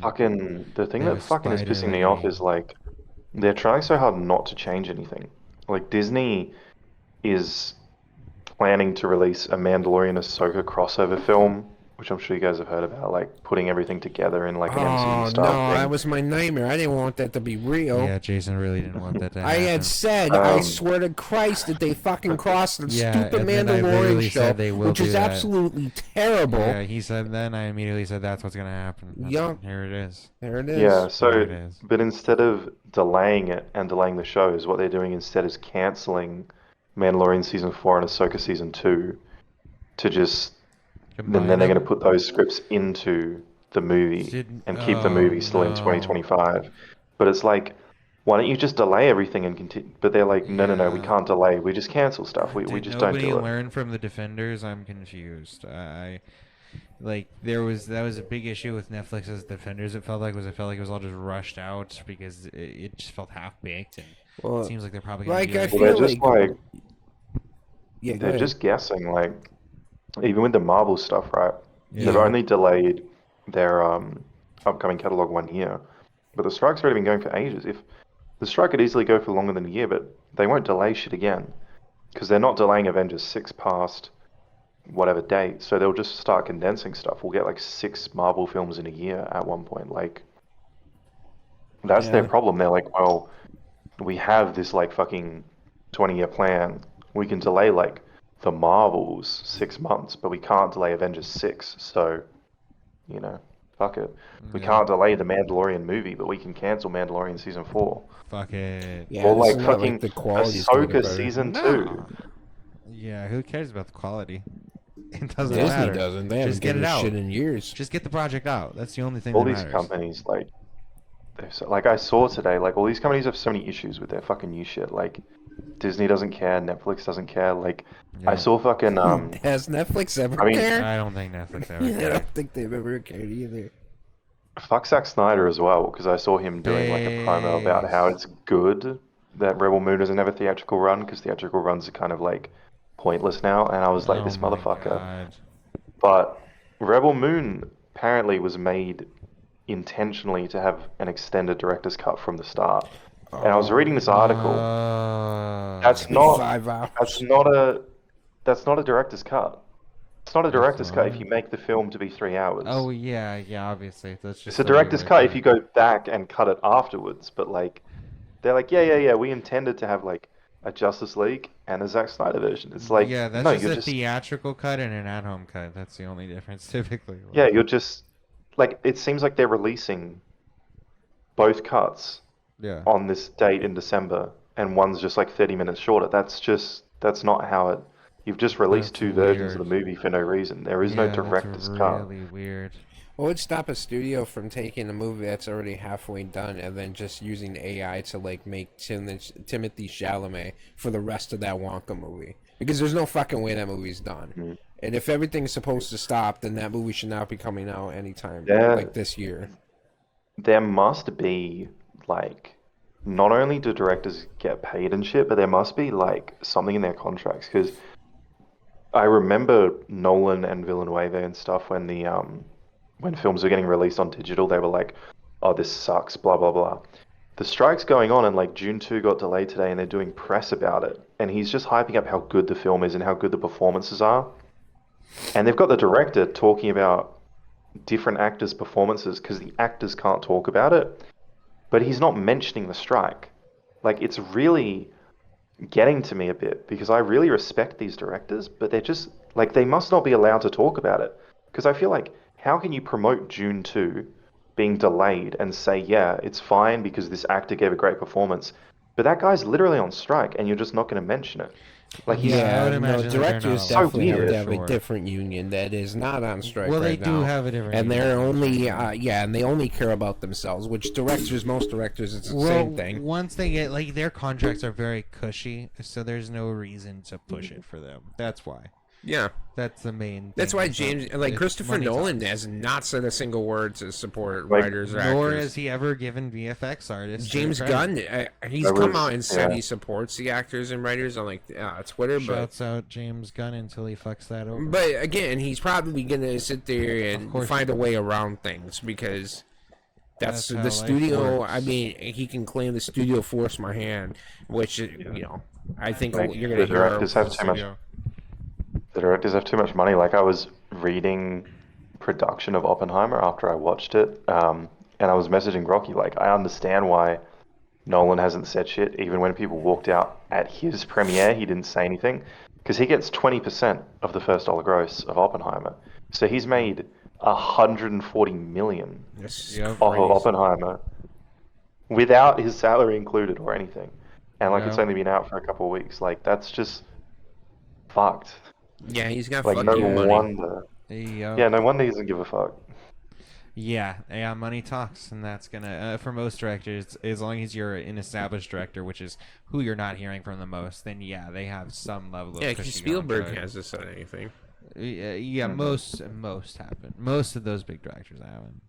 It's so Uh, fucked because they'll say, like, streaming will kill the industry, AI will kill the industry, Marvel's so bad. Like, they'll say all this stuff, but then when it's actually like a genuine strike to change these issues that they've brought up, like Spielberg has talked about streaming so much, but he won't put his word out. Like, I feel like not only are they paid a lot, but I reckon the studios must have gone to them or something and said, like, you've got these contracts, or like, you cannot. Like, I think they've been told not to speak. Because Yeah, I feel like Yeah. there's a few that I know, especially Spielberg, would come out and say something for the writers and actors. Like, I can't imagine he's sitting there thinking, yeah, the streaming companies are right. Like, AI should replace writers. There's no way he thinks that, but I feel like they just legally, they must have some deal where they can't say something. For sure. Like, the studios have come out and been like, yeah, you guys cannot talk. Yeah, no, I'm sure that they do have that as well as an NDA on their contract, so that when they are asked questions, they're not allowed to even speak about it. It's typically the case. Which, like, I don't know what studio would have I don't know what studio Spielberg would have a contract with that would essentially keep him saying like, "Hey, hush, you're not allowed to speak." Like, but Nolan definitely does. Well, it's it. probably like The Color Purple, right? Who's that with? Oh, yeah. Haley Bailey. Halle Bailey, yeah. Yeah. That's Yeah. What, Universal, I want to say. I think so. I think so. Actually, yeah, Spielberg Probably might have some Universal. connection with Universal. Yeah, Universal would make the most sense for Spielberg. Oh, I thought he was Doesn't directing have a that. studio? Yeah, he's directing it. Oh no! Wait, no, he's not. Wait, no? No, he's not. He's not Yeah, no, he's associated not. with it. Oh.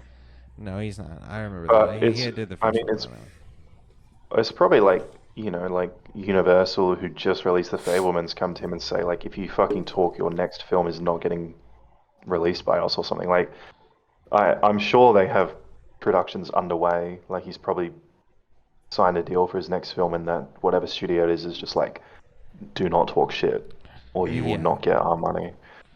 Yeah, no, most likely. And then also it's possible that with the negotiation of like the Directors Guild specifically, they could have had some sort of Oh, yeah, they had non-disclosure. that too. Yeah, Mm. so like I think that would also be pretty likely, is that there's just some sort of non-disclosure agreement within the Directors Guild contract, most likely. Mhm.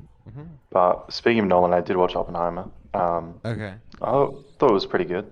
Okay. I like those kind of films, so I feel like I'm probably gonna like it second or third watch through more, because I really do like biopics. The music's fucking great.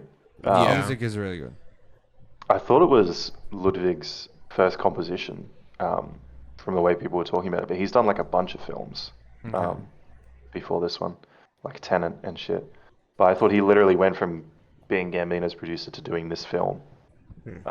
But still, music's fucking great. Well, Music's the best part of that film. Nolan had come out and apologized. Well, this got leaked or something. It was VFX Apparently, film. Nolan apologized to Florence Pugh about the fact she had such a limited role in the movie.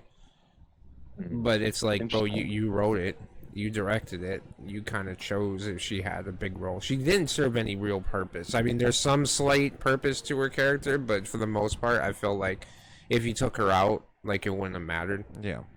But Yeah. Yeah, first 4 hour and a half could have just cut out that film.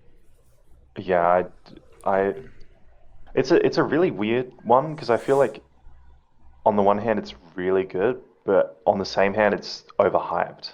Facts. I don't know if you guys, A lot yeah, of stuff recently has been like that, yeah, overhyped. Because I like, again, the main thing for me is the pacing and just the full first hour and a half, especially when we get into his love life and all that. I understand it speaks slightly to his mental state, but generally speaking, like, most of the stuff that mattered had more to do with that politician and his allegations and his more deep research into it. And I felt that reveal, that aspect plus the bomb, was far more interesting and would have been a far better movie if they just did yeah, that. Rami Malek speaking up at the end, and Yeah. classic Rami just taking the scene as soon Oh as he yeah, gets the Rami opportunity. Malek. Let's fuck. Hey, Robert yeah. Downey Jr. was Amazing. great. the pacing was really fucking weird. Like, Yeah. I feel like it really didn't work doing the timey-wimey stuff, because I don't know if you guys have seen Theory of Everything, the Hawking film, I have not. which is very, very similar, but it's like very linearly, very linearly paced. Whereas the way that this just jumped around so much for the first hour was really off-putting, because I understand what they're doing and I understand it's Nolan. He's like, yeah, I have to do that.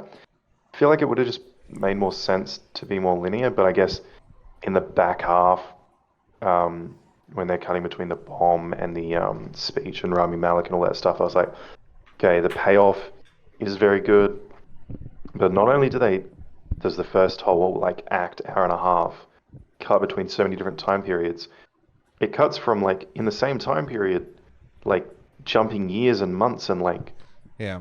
it's like a 10-hour script, and they've cut to like literally the bare essentials, and I really had to pay attention because you have to like piece together like it'll cut from one scene of him meeting Florence Pugh to like them having a fight, and I'm like, okay, well, I guess they've been together for ages now, and then he's talking about the flowers, and then it cuts to another scene where he's bringing flowers, and it's like you just have to fucking piece everything together because it gives you like the bare minimum in some scenes. For sure. Yeah, it definitely does. Yeah, and the part of the wife coming over and getting frustrated with him, like when he finds out about the suicide and is like crying and all that, that was the only like scene that I really thought was interesting because it speaks to Yeah. her character and like what she thought of, like, oh yeah, you cheated on me with this bitch. Why are you crying right now? Fuck you. Like I can understand her like perspective there, and so that was the only thing that I thought was kind of interesting. Outside of that, yeah, it just felt We entirely finally watched the unnecessary. bomb go off in the countdown. I thought that was a really great, well done scene, and how they kind of just Yeah. built up the suspense of the entire thing, and then you finally see the flash. And it's like, Yeah.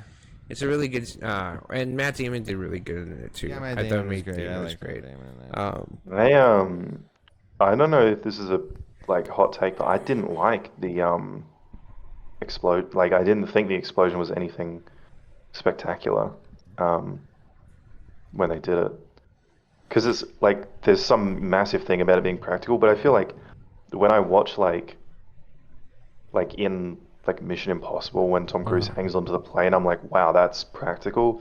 But when the bomb exploded, Yeah. I was like, it just looks, it's just a Yeah, like no, I don't give a fuck about that in any way, shape, or form, which is why the whole, like, oh, it's all practical. It's like, yeah, some But it's practical not, effects are though. He cooler. used visual effects. Yeah, straight up, he does use visual effects. And then on top of that, it's like some practical effects are cooler, but like this weird idea that there's this inherently better thing through doing practical effects, it's absolutely fucking stupid. And at the end of the day, like, the thing that was good about that scene was I like kind of like, apparently it stuck to the like true story a good bit. It built up tension in It a was fun from way. Oppenheimer's And, perspective, yeah, because who was it? Hoover didn't really. Was it he the president? no, Hoover was Truman. Yeah, it was Truman. Yeah, what Truman had said wasn't actually. There was no confirmation. Oh that yeah, that there was a like real that thing. part where like Truman basically says that he's like a crybaby bitch or whatever. Yeah, and just throws him they're out. just Japanese. And Who and cares then if we like, nuke but two like of in them? the real world, basically what Truman had said to him was something along the lines of like, the blood is on my hands, not yours. And so he felt like it was basically Truman had his own conscious thing about it of like, oh, I have all this blood on my hands. Why is this fucking guy trying to pretend that he's so self-important? Which that makes more sense than just saying "fuck the Japs." Yeah, You know what I mean? it's like, Jesus. Yeah. It's really weird. So yeah, Oppenheimer. It had its good parts. A lot of people that are saying it's like the best movie of his is all that is like pretty crazy, but yeah. that's the problem. I think it's just there's far too much hype for something that was just it was a decent film, but it wasn't like the top of his catalog. Yeah, no, Dark Knight. Like I thought it was. Yeah, for sure. I thought it was quite good, but I'm like incredibly biased to where like most of my favorite genre of film is like biopic. So Yeah. Yeah. I thought it was great, and I'm thinking people should have thought it was worse than that because it's a biopic. I should like this more than other people, but everyone's Yeah. like, no, it's the best film ever. Like, Yeah, it's just No one's Nolan best dick friend. writers. Yeah, Nolan. Yeah, dick and I'm writers. particularly like I am a fan like of biopics as well, like especially like musical biopics. The Rocket Man Elton John movie, I'm one of the people that's not really a big fan of that movie, but I liked movies like Bohemian Rhapsody, and I liked the Elvis movie that came out. Those are pretty good movies. based, yeah. Yeah, those are good movies. Yeah, Tim hated the Elvis movie, and we fought him so hard on that. For Yeah, so long. he actually He's such feels a the same way about the racist. Elvis movie that I feel about Rocket Man. Yeah, I see. Yeah, No. that's true. That's Tim Zell. Yeah. So. I watched Turtles as well, Jason. Okay. Oh, okay. What do you think about Turtles?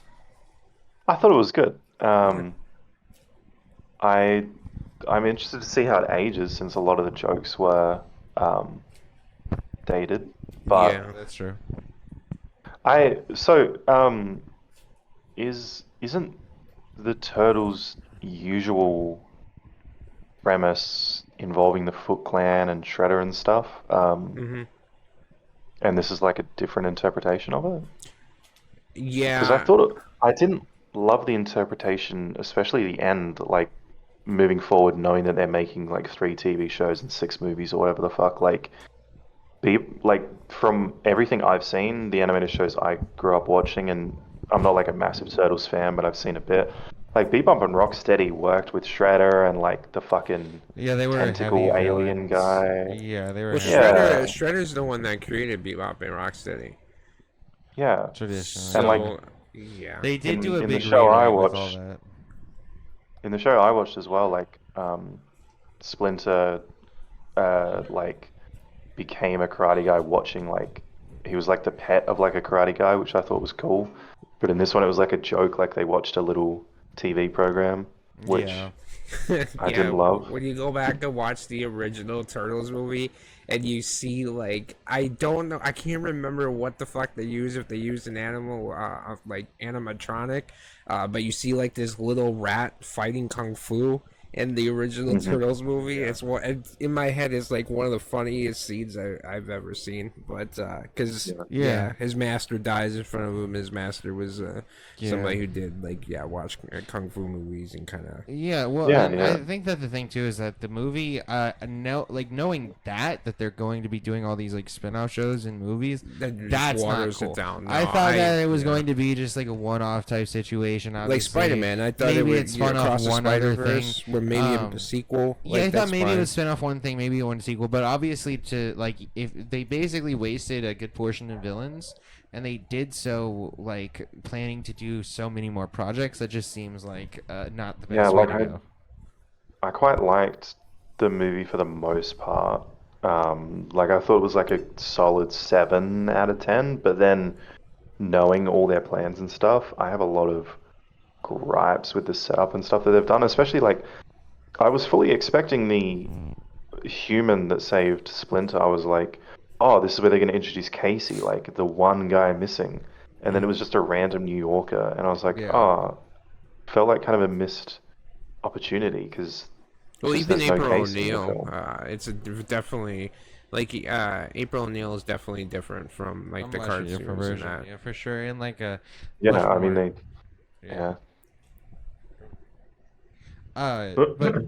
like knowing that it's gonna get so many things. That's the problem now. Is everything has to spawn a universe and it has to spawn.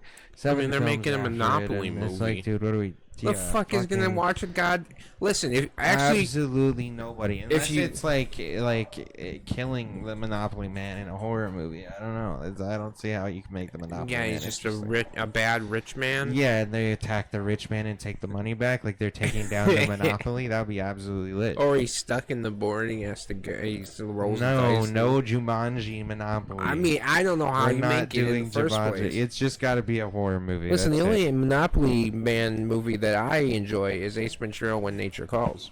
No idea what we're talking about. Yeah, he knocks out this old man. No, he's like, it's the Monopoly guy. You did what to an old man? Ace Ventura and Jim Carrey knocks out an old man in this movie and then has him talk like a ventriloquist dummy. Don't do that fucking... What was that hand gesture you did there? That was like a that looked entirely inappropriate. Well, I didn't do okay. So, speaking of great directors, Peter, you said you watched Cronenberg. Real quick, also... the fucking Penguins or Moist Critical has now mentioned Cronenberg twice in 1 week, and I feel like he just learned about Cronenberg and now he's added a Cronenbergian to his general vocabulary. Yeah, it's gonna be a like, thing now. Yeah, where he's like, guys, I'm introducing you because nobody else knows about this director. Well, we don't have a mainstream platform, so he's not really wrong. Okay, it's sad, but he's not wrong. Anyway, what did you watch, Peter? So I was going to watch that one that I was talking to you about, but it was super old. So I figured like maybe not. I think it was called Stereo or something. Stereo, was that one? Wasn't that one of like his first short films or something? I thought. Yeah, well, I think two that we didn't watch. I think it was a feature, but I don't know. Like I was just looking at his like first stuff. Okay. Like I was trying to find what his first film was, which I think was Stereo, Oh and then Crimes yeah. of the Future, which I didn't even know that he made an original Crimes of the Future. But I figured before that I'll watch something else because I'm going to probably just watch Stereo onwards and just go release order, I guess, and just see. But I went onto his IMDb and Uh-huh. looked at the like known for the top one, Yeah. which I assume is like most popular, Yeah. which was The Fly. So I Okay. watched Yep. The Fly Yeah. um, first, which Yep. I don't know if that's a bad setup or something, No, it's because actually so there's two things is that the main thing is that he has certain films that are far more accessible than others. Like Eastern Promises is one of his more mainstream, like accessible ones, or like History of Violence. But his horror is very much not as accessible. And on top of that, he's like one of the generators of body horror. And so The Fly is like the first film that I saw of his. It's his most mainstream film, and the reason being is because it's the most digestible of his body horror. So I would say that the things like Dead Ringers, especially Videodrome, I feel like Videodrome is like an iteration of The Fly, even though I think it might have came a little bit before The Fly, but it's kind of like hyped up versions, I suppose you could say, or more intense versions of those ideas that it touches on of The Fly, of like decay and your body intertwining with technology in certain ways, and how people, can become monsters and things along those lines. So going from that into like the other stuff, like for example, Videodrome or Dead Ringers or Crash is his hardest movie to watch. It's the farthest. Now, Crimes of the Future, the new one, is also up there, but Crimes of the Future isn't very good in my opinion. I can't remember it very well, but I know I didn't like it that much. When it comes to like the movie Crash, though, there's a lot going on philosophically and otherwise that is very interesting and speaks to the human nature a lot. But it's extremely hard to watch at certain points. So I would say that like working your way up to something like Crash is good. Movies like Existence are also a little bit more accessible while having some gross points. But The Fly is definitely like. So you said you like The Fly. What was there? Was there any complaints you'd have about The Fly, or what would you rate that one? yeah. So I did take notes during it. Okay. I think it's 80s. Is it Yeah. 80s? 80s. Yeah. Yeah, I liked it had a very 80s vibe where like Yeah. when there wasn't much happening, it was just very fun. Like some of the lines and scenes were pretty wacky. I Absolutely. Yeah. Was this like Goldblum's first film or something? This is the first earliest I think I've seen him. It This was is one before of his Jurassic earlier Park, right? films. He did a couple Yeah. other films, but it is like he did like this one that we watched recently, like Earth Girls Are Easy or something like that, and it was like an '80s film where he played an alien early Right. on. There's a couple With other things. Gina Gina Davis. Davis, yeah. And so, I think it is one of his earlier films. And on top of that, he had really good chemistry with Gina Davis in that one. For me, Yeah. that was the first film I That was watched the of his. second one that he was in with her. Yeah, I think it was. Yeah. Yeah, because The Fly and then Earth Girls Are Easy. I both think, happened yeah, I the don't same know year. if Earth Girls Are Easy came first or not. But yeah, Jason watched Videodrome first because we were suggested Videodrome, and then I was like, oh, I recognize that director. And then we moved on to The Fly. Mhm. But so, yeah, if you like The Fly, then I definitely think that, yeah, it's more likely that you'll like other things. The other thing, too, is there's movies Mhm. like Scanners, for example, which Scanners is like a fun movie because it's from like a bygone era that's like very clear that he was kind of finding his footing. But there's like it's a pretty straightforward story too, but there's this scene where this head explodes because he well, I won't say why, but basically the way he did it though is he couldn't get the like head explosion to work exactly how he wanted to with these fake heads by putting like dynamite and other shit in there. So finally he had somebody like go with a shotgun and just like blew the head off with a shotgun, and they used that in the final cut, and it was just like this really cool scene, especially like to see how they did that practical effects. And apparently it was talked about in like like certain film schools and stuff along those lines. Existence is one of my favorites. Existence is really good because it meshes like here's what I'll say is the best parts of Cronenberg is when he meshes things like technology or other like things that you wouldn't think about Naked Lunch with other mixed. like aspects of humanity. Like Naked Lunch is a bit mixed, but like usually he's at his best when he like is exploring like levels of like psychosis and like also kind of like melding like humanity with technology and other shit like that. So I'm definitely interested to see.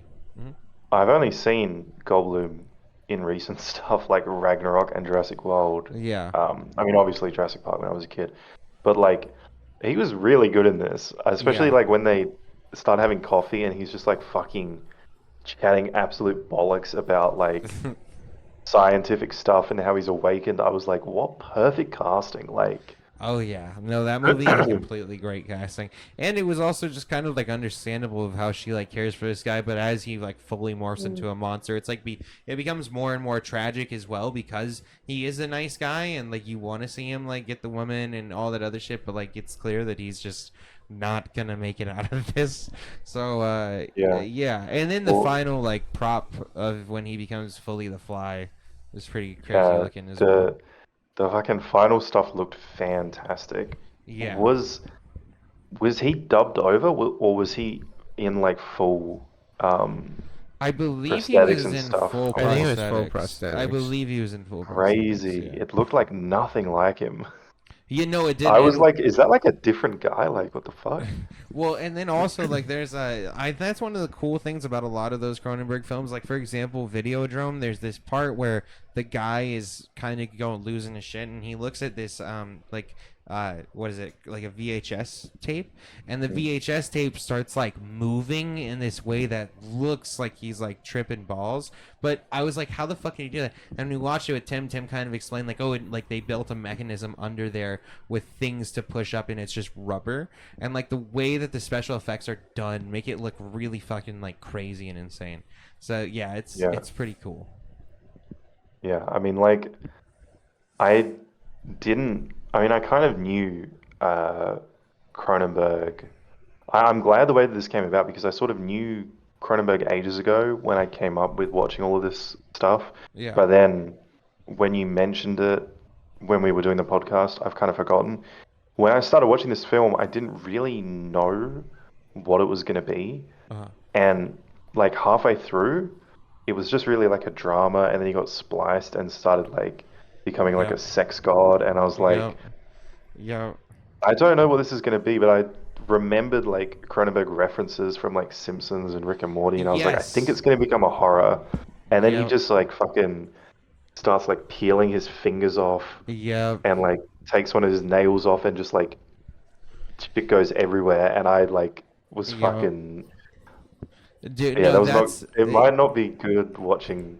I'm interested to see how I react to the rest of them because I've seen a lot of horror films, but like that was like I was audibly like, what the fuck? And literally my fucking roommate texted me like, I don't know what he was doing, but he was doing something in the shower or something, and he was like, are you okay? Because I was so fucking loud watching this scene. He was like, what the fuck just happened to you? That's hilarious.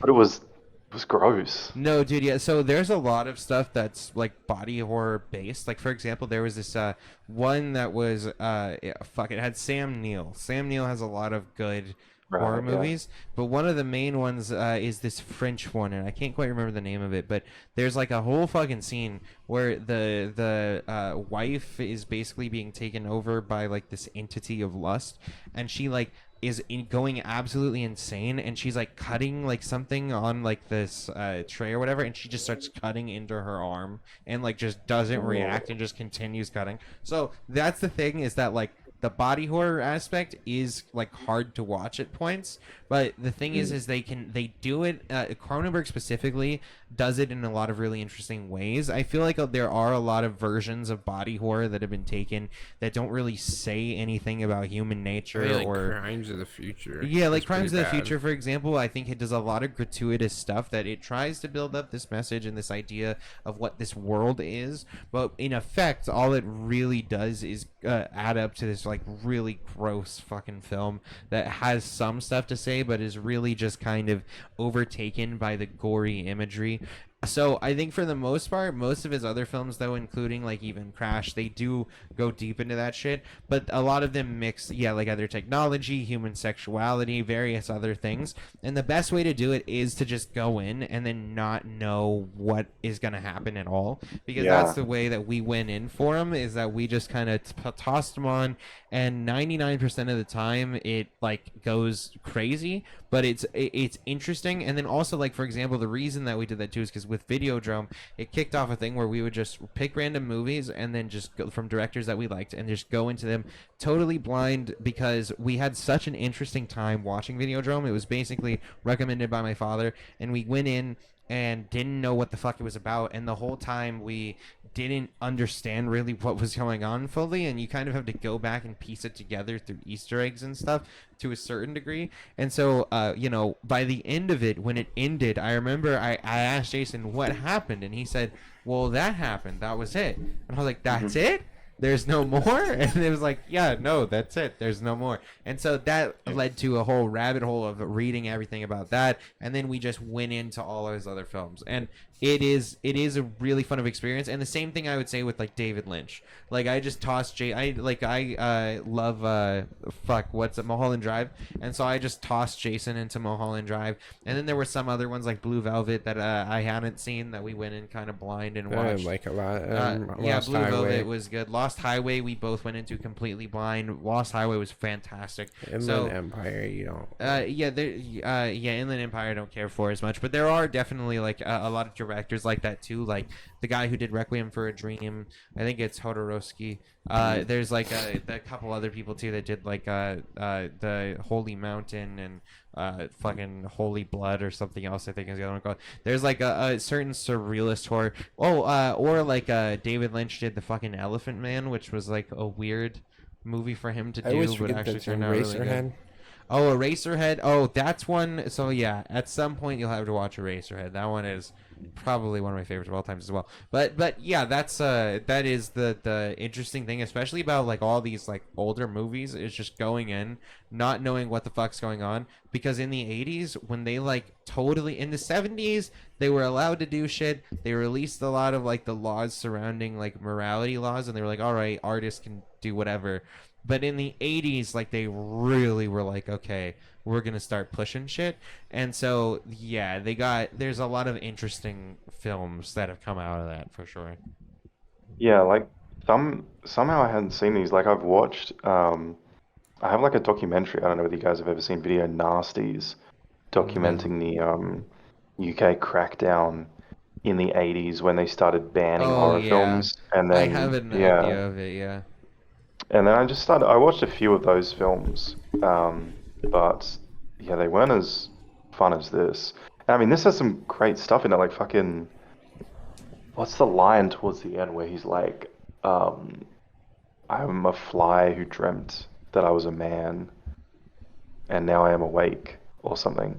Like, that was fucking great. Yeah, and just comes out of nowhere. No, I know. That's the thing too. Is there's like a lot of lines that'll be dropped that are like they almost add more questions than answers, but they're like really actually eye-opening to the storyline. And that's the thing that I like about Cronenberg's work a lot too, is even if there is slight like even exposition lines, they're usually shrouded in a level of mystery, so that way you kind of still have to deduce exactly what he's saying. So like, yeah, that is one of the, that's why I like the surrealist horror, and I like the like Cronenbergian stuff, because it does have that level of like, oh, okay, there is just the base like reaction to the body horror stuff, but there's usually, like I said, all sorts of stuff that you can analyze underneath it that makes it far more fascinating. And then Brandon Cronenberg basically is like the rich are all evil. Listen, that one movie, I always want to call it Parasite, but that one assassin movie that he did was decent. That was and then decent. he made Infinity Pool, Yeah, which was straight dog shit. And I hope Mia Goth gets thrown off of any set. I hope she gets thrown off of all those sets. She deserves. Well, the good thing is the writer's strike is preventing her from acting. Yay, dude! The writer's strike is the best thing ever. No, Can don't we keep that going. You can't say that. To stop Mia Goth? I mean, I'll say whatever I damn well please. Rocky should go picket. Stop Mia Goth. Just one dude. man. I'll be one guy across the picket line Protest from in the front of her strikers. house. No, I'm gonna from protest. John Cena. John Cena hasn't said anything about the actor. Why the fuck would John Cena say anything? Because he's an actor. He's rich. Yeah, but Yeah, he he's stands for the rich. people. Who cares? You know what I mean? He's rich, bitch. Yeah, I mean, he stands for the people. Does he Would though? you make a wish for him to say something? Yeah, I thought there should be. We looked it up one day. There should be a Make-A-Wish for adults. No, we did look this up. There is a There should Make-A-Wish be- for adults. Yeah. There should be a make-a-wish for people that like aren't. Dying? Maybe colors, but like aren't dying, but like Hey, just kind of should. Like their life isn't like that they great. just... Oh, no, dude, like orphans and... Well, like the foster people, kids and shit. yeah, That'd yeah, be yeah. lit. what about Dude, the fuck kids yeah, that why not? survive? They get the Make-A-Wish, but then they survive. Like, what are they Do they have surviving? to Like a pay- tornado? They have to They have to refund it. pay back. Yeah, they have to pay no, for the no, wish no, at that that's point, not right? How, that's not how it works, no. Parents do. No, you Oh, don't but have like- to repay the wish. You don't get a second one, though. So if you get cancer again, you're fucked. Yeah, it's tough. Make-a-wish is tough such a shit. great service. They should just extend it to like if you have a. Yeah, They everybody. should have like a level of how shit your life is, and if it's like. Well, this yeah, Yeah, bad, if they'll your give you one. family Yeah. makes under 20 grand a year on two people or Right. whatever, and Well, you're- yeah, when Hulk whatever. Hogan would do Make-A-Wishes, he would pump children filled with Hey, steroids. hey, Well, he never would say do make pump. a wishes. Yeah, and never say pump children filled with anything, It's terrible. especially when talking about Hulk Hogan, because I believe that. What? There you For go. sure. What the fuck? Listen, he said it. He said Oh, it. you don't like. I remember when this was during when Hulk Hogan had a reality show with his family. They I'm called him sorry. Hogan Knows I'm Best. sorry. What? And then this Can is you repeat before his that? son killed somebody. No, don't worry about I'm it. There's too many sorry. reality shows. What? And then, but Fucking Tyson wait, Fury wait. has a reality Stop show. blowing past these things. yeah, Who it's like the killed Furies what or now? something like that. But Who killed well, what? Hulk Hogan basically he put tanning lotion right between his daughter's legs and really No, lathered wait. that in You there. okay? And this we was a photo. skipped a step here. Yeah, You said that his son killed somebody. yeah. Okay. Yeah. Don't say. Nick Okay, Hogan. no. You need to. You guys are saying this like it's totally normal information. Who killed somebody and why? Why is somebody So dead? basically, Nick Hogan was racing, Sounds like, going racist. extremely fast. Oh. His friend died in the car, and Oh, okay. then Linda Hogan, So really murder he considered basically, being in the her car, right? defense was, well, it's not Nick's fault. He shouldn't have been in the car then. Yeah, he consented to being in the car. I get that. That's Yeah. fair. That's fair. But she went after like the mother who was like, you owe us something for killing our son. Yeah, that's fair. You have money. Fuck you. Yeah, and she's Give me basically like, well, it's your cash. own son's fault. So no, it was no. pretty She vicious. definitely. Yeah, no. Fuck that. She had money, so fucking. And hand then the cash Hogan over. won money from Gawkers. Whoever doesn't have the cash should get the cash. That's all I'm saying. Yeah, I still remember when Hulk Hogan Tired of testified against Vince McMahon. That was I remember weird. when he fucked his best friend's wife. Oh yeah, Bubba the Love Sponge. That was the dude. His I'm wife. sorry. What is that name? Bubba the Love what now? Love Sponge. Does he soak up cum? I don't know what he does in his spare time, but I just remember the name. Love Sponge? I don't I'm like pretty that sure at Bubba the all. Love Sponge was Hulk Hogan's best friend. Sounds like a guy who just loves sponging up cum. Anyway, what? So yeah, what other? Anybody else got any other topics to discuss? Any news? Any films? Bray Wyatt died. That was pretty shocking. Oh yeah, rest in peace. Yeah. 36 years old. Yeah, that Tragic. and Absolutely then, tragic. Probably had heart. like, Taika Waititi's directing Thor 5. That was pretty No, tragic as well. Yeah. that's even more. No, I'm sorry. Christian That's Bale? extremely tragic. No, wait, don't say that. Don't Christian bring Bale Christian died? Bale into this. Hey, not how yet. dare you say it? Don't. Oh yeah, Hey. okay. Not until he does the movie that your spaghetti string story was. Spaghetti string? What? Your pasta story. Pasta story? Yeah, about the symmetry. Oh, we're gonna make it. That's not. What do you mean pasta? Yeah, it's creepy pasta. Why would? Oh, it's a. Oh, I'm sorry. You gotta say creepy pasta. What? Not 'Cause the remember Spaghetti story. spaghetti story, dude. It's like spaghetti That's western. amazing. It's That's a what I'm gonna spaghetti start horror. calling it now. It's a spaghetti spaghetti horror. story. The creepy spaghetti. That's- yeah. That's great. Bro, the that's spaghetti actually story. based. It's a spaghetti horror. Oh, that's actually It's really based good. on a creepy pasta. That's good. I like that. Okay, fuck it. We're gonna keep. Spaghetti Nice horror, job, like a Jason. We're spaghetti taking it. western. We're gonna make a whole new genre now. Fuck it. Nice. That's It is dope. what it is. Okay, but no, Christian Bale's Um, not dying. Oh, and he Baldur's won't die Gate from 3 any was disease. terrible. Baldur's Gate 3 Um, fucking sucks. Have you heard like of the hype that's around this game right now? Have you played No. it? Okay. Okay. I don't know what the fuck people are talking about. So I hate hyper-realistic games, so let me just start that off. Like, I guess there's a like niche audience that tends to love these types of games. That's fine. It's just not for me. But the game is basically, it is like Rocky had pointed this out. It is modeled after Dungeons and Dragons, with the 20-sided dice and everything. And it's just the story is really mid at best. It's nothing groundbreaking or nothing that hasn't been done in video games before. And I initially thought, wow, it's probably I imagine this is a smaller studio. It sounds like there's probably like 25 to 45 people that work at the studio. And I come to find out, it's actually a large fucking studio. No, and I, know, was I had to completely point wrong. that out to him. I said that he was like, it's a small studio they made. I was like, there's 400 employees. It's not a small studio. It's not a good game. No, so my issue with it is more that like, so there's things called a tactical RPG. Tactical RPGs tend to be based off of turn-based kind of systems, and they're usually based in the world of Dungeons and Dragons often, and they usually do focus on character interaction.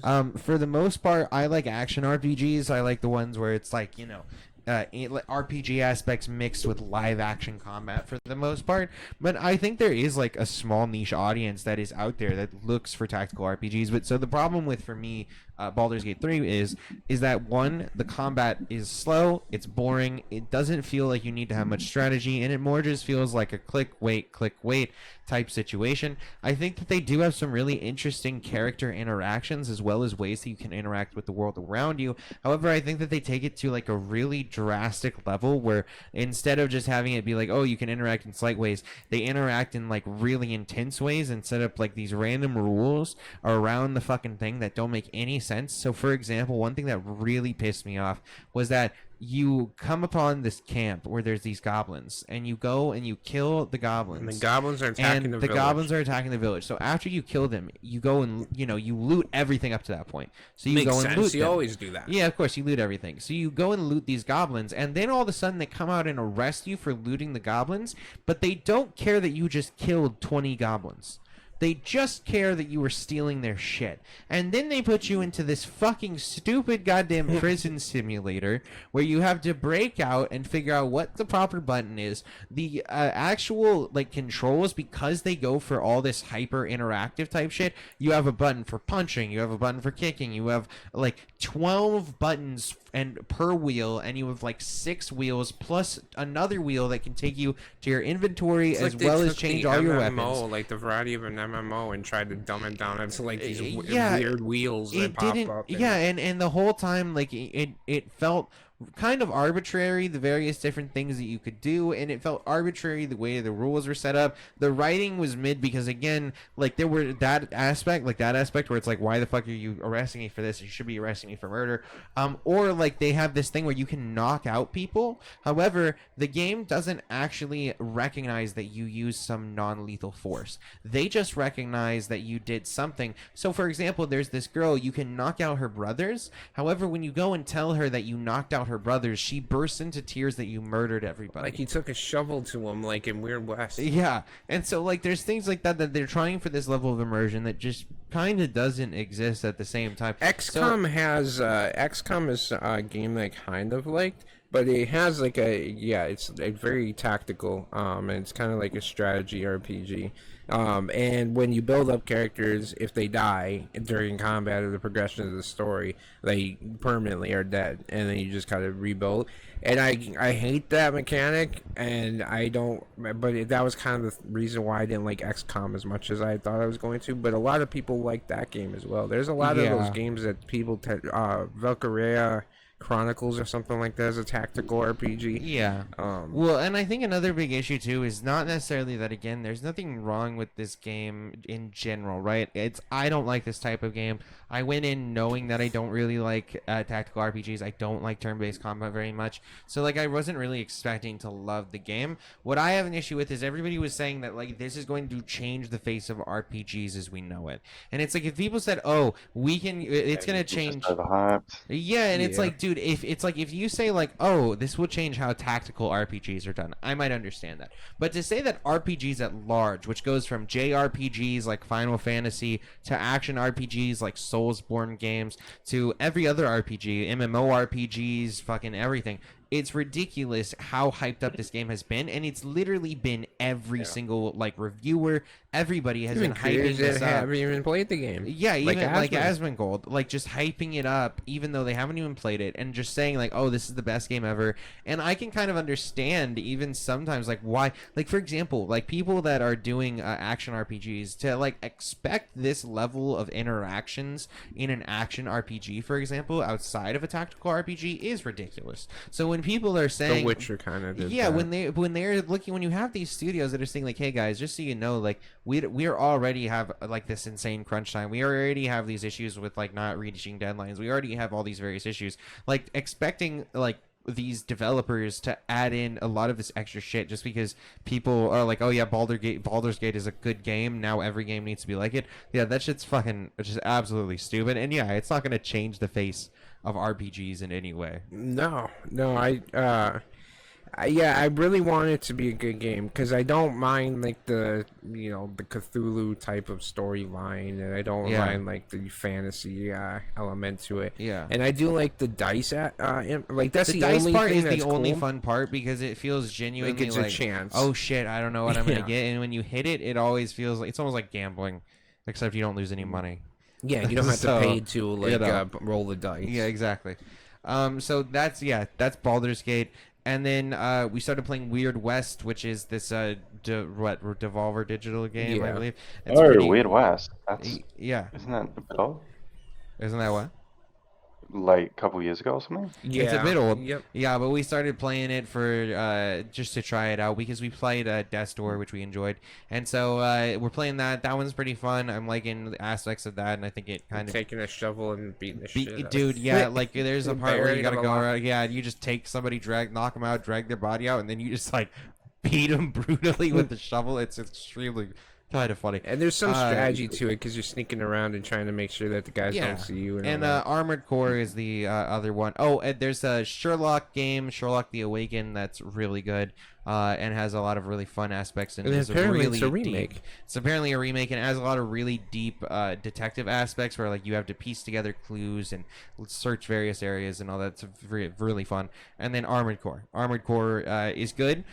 So far it's been really easy. However, there is supposedly, according to people, like a like steep incline on the difficulty, so we're waiting for that to come about, but it's fun. I like the various customization aspects of the mechs, and then the combat is interesting and it's varied enough to where it makes it somewhat interesting. Like certain things you can take down with the sword fairly easily, other ones you like have to do missiles or whatever it is, and there's no way you're gonna hit it with the sword. Like there's different aspects of it that are interesting, but we're maybe I think we played for about 2 hours, so we'll have to get a bit deeper and then. I think the biggest like thing that come out of Gamescom was the fact that that expansion for Cyberpunk is free. Sure. That's fucking ridiculous. I was fully ready to spend $50 or $70, whatever it was, because I really liked what I had saw from I think last year they had shown off it. And when Rocky had texted me, that you guys had basically reacted Gamescom and then it was revealed that it was free, I'm like, holy shit, that's fucking crazy. Because it's just It's just the features that are free though. Oh, it's just the features. Oh, so Yeah, not the it's actual still- story campaign and everything? Yeah, I think it's 40 USD, but all the Okay, it's all not the too That's bad. not gameplay bad. changes are free. Yeah. Oh, that's still Gotcha. dope. Yeah, I know they've Yeah. CD Projekt Red has always been good about pricing their like expansions and that at very good prices. Like I know for The Witcher, like they would have like 8 to 10 hour like expansions, and they would say $20, which big AAA publishers are telling you $70 for that type of experience. Yeah, So like that's Call why of I always Duty. appreciated CD Fucking Projekt Call of Red. Duty. Yeah, at least Yeah, the Witcher's ratings. fucking the back half of that game after they released it has been nuts. Like I think 1.2 and 1.4 changed the game so much. I started new playthroughs for both, and both were like very good playthroughs because they had like a combat overhaul. But like when you change when you overhaul every aspect of combat in a game, like the whole game just feels different when you play it Yeah, again. that makes Like, sense. and I mean they're doing another combat overhaul. I think was in this free update as well. So it'll be interesting to see if it's still. Yeah, because I still think has the campaign for the new expansion follows Johnny Silverhand. If I'm not mistaken, it's more about his backstory and that type of stuff. And Yeah, and what I led think there's up a to lot that, of Idris Elba in there as well. which is dope. Yeah, Based. Hmm That's absolutely based. but yeah, that's Um, but there was some like random things I think from Gamescom that were pretty dope. But yeah. Well, I mean, we're at 2 hours not and too much. 15 here. So, yeah, I think, I don't know, is there anything coming out next week that we can look forward to, or what's going on with I cinema? mean, the only thing that we like next More week, I TV guess, shows. ranking our summer movies. Yeah? We Yeah, can do we that, can. like, because the summer's over. I kind of have like a moderate list in my head what I think are like my top 5, Yeah, or if we do Spider-Man, top definitely. 10. Spider-Man's number one. Yeah, Spider-Man number one. is definitely up there. I would have to. I really like Barbie a lot. I thought Facts, Barbie Barbie's was good. one or two. Spider-Man's better. Oppenheimer, I really loved a lot too. Yeah, Oppenheimer was good. Yeah, I mean- Guardians, I don't know. A lot of most of the 2023 films are delayed, so we could just do like ranking the films of the year so far because there's not going to be much else. Yeah, we yeah. can do that. Even Mission Besides a Impossible, I couple. did like Dead Reckoning, so I was a fan of that. But who the The fuck own- knows now when that's going to be released? The second part. Never. I mean, the movie It will lost. never Apparently, the movie come lost out. money. And then they Lost really one. fucked him over on that. Do you guys remember when I was telling you how Tom Cruise was like pissed off because the studios weren't giving him a lot of theaters? Yeah. Yeah. It lost money. He was fucking right. They Yeah. fucked him. Yeah, well. Now him and But if Quentin he was in Tarantino more are going to theaters, be then hanging that out would've and made money. yeah, what? But if they gave him more theaters, do we know for certain it would have made money? Yeah, I think so. I mean, the problem was Well, I think- the timing when that movie came out was just so stupid because Yeah, it you was were- bad timing. the next week was what? Wasn't Barbie and Oppenheimer the following Yeah, it week? was something Yeah, along those that was lines. exactly the thing. I think Yeah. I don't know. Like I think it just barely missed making its budget back, and the main issue was people had to see it in regular theaters, not IMAX, and IMAX is like much more expensive. I think, right? We don't have that here. It is more expensive, but also for the most part, you do have to usually pay a premium to be in those theaters, which is why they have these contracts. So I mean, the question is like, even let's say they gave like equal, like they split it between like 33 percentage of like each theater, whatever the fuck, for like Barbie, Oppenheimer, and Mission Impossible. I don't know if Barbie and Oppenheimer pull away the Yeah, audience. Barbie well, was selling out. I Oppenheimer was. selling Oppenheimer out. was selling out. I and so don't was Barbie, remember so- people I don't- selling no, out I Mission don't. Impossible the first I week. don't either. I So think that's what I'm trying to say. I think the issue that arose was I think they signed an exclusive deal, but they already had one with Barbie and Oppenheimer, and those dates came after. I think he was supposed to have a 4-week run exclusively in IMAX theaters, but they only had a couple of days because of Barbie and Oppenheimer opening. I mean, like earlier than Yeah, that's fair. So Fridays, I think. They definitely would have like made their money back then if they were just shy. I don't know if they would have made the profit that he was looking for though. I think it But- will be big on Paramount once it comes out because I'll watch Probably. it right away as soon as it comes Wow. on Paramount. But I don't know how much that actually helps the overall gross of what the movie The studio, made. if it does bring in subscriptions, the studio will look at it positively. Okay. I don't know how, like, it's just too big of a budget is the thing, because it made 543 million, which is like, Jesus, dude. That's a fucking that being big under budget. budget is fucking nuts. That's so stupid. Like, how much what do are you we need to spend spending, for that? guys? Like, see, that's the other reason why Stop. Blue Beetle was great. It was $100 million. It was like the third of the cost of what Flash cost to make. And Oh, you know what? Not to continue so long, but like I was thinking during Oppenheimer cost 250 million. The bomb in Oppenheimer only cost 2 billion. Like that's a really interesting, Yeah. like fucking the state of the world. Yeah, no, movies have gone. It's like, all no, inflated dude, no, this cost. is the funny thing is Jason like came to me about Blue Beetle and said it only has 100 million budget. And I said, Jason, only 100 million? I don't give Yeah. a fuck. That's a Yeah, when you huge just said that, I budget. was like, that's huge, bro. Yes, I know. 100 million is crazy. Like you can make a compared good to film like on- all the other superhero even films. no so but I wouldn't compare it to superhero films because I think superhero films are massively inflated. I would say that you can make a good film on fucking $10 million. No, I think you can make yeah. a good superhero film on 50 million probably. Well, talk to me. Like, It was let 2 alone million. 100. Yeah, Yeah.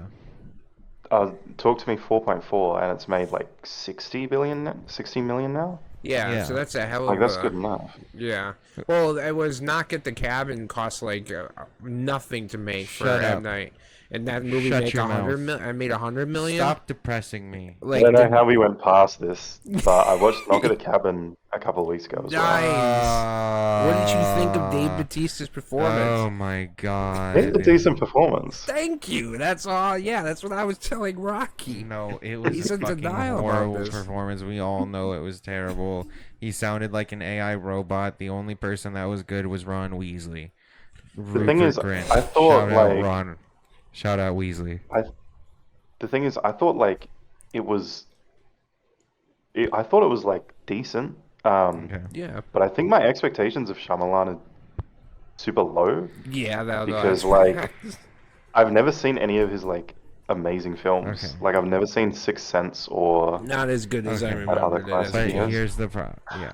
it's like old and like The Happening, Okay. like Avatar. This is like Knock at the Cabin was better than those. Well, listen here. There's only one thing I will. Signs hold is on. not too bad of a film. There's only one hill I will die on right now. Okay, and that hill is that we all have to agree. Mid-sized sedan was great. No, Oh. that's definitely not it. I would jump off a bridge. What we all have to agree is that the message of Knock at the Cabin was "fuck the gays." Well, It's hang on. better. No. So in the original like novel that it Yeah. comes from, the ending is that the gay couple goes off because like they accidentally like kill the daughter or whatever, like the people, the invaders do. Yeah. And so they're like, oh well, fuck you if the daughter's her being sacrificed isn't enough. Yeah. Then fuck the world and fuck God. But that And they wasn't end gone up with the leaving M. Night together. agenda.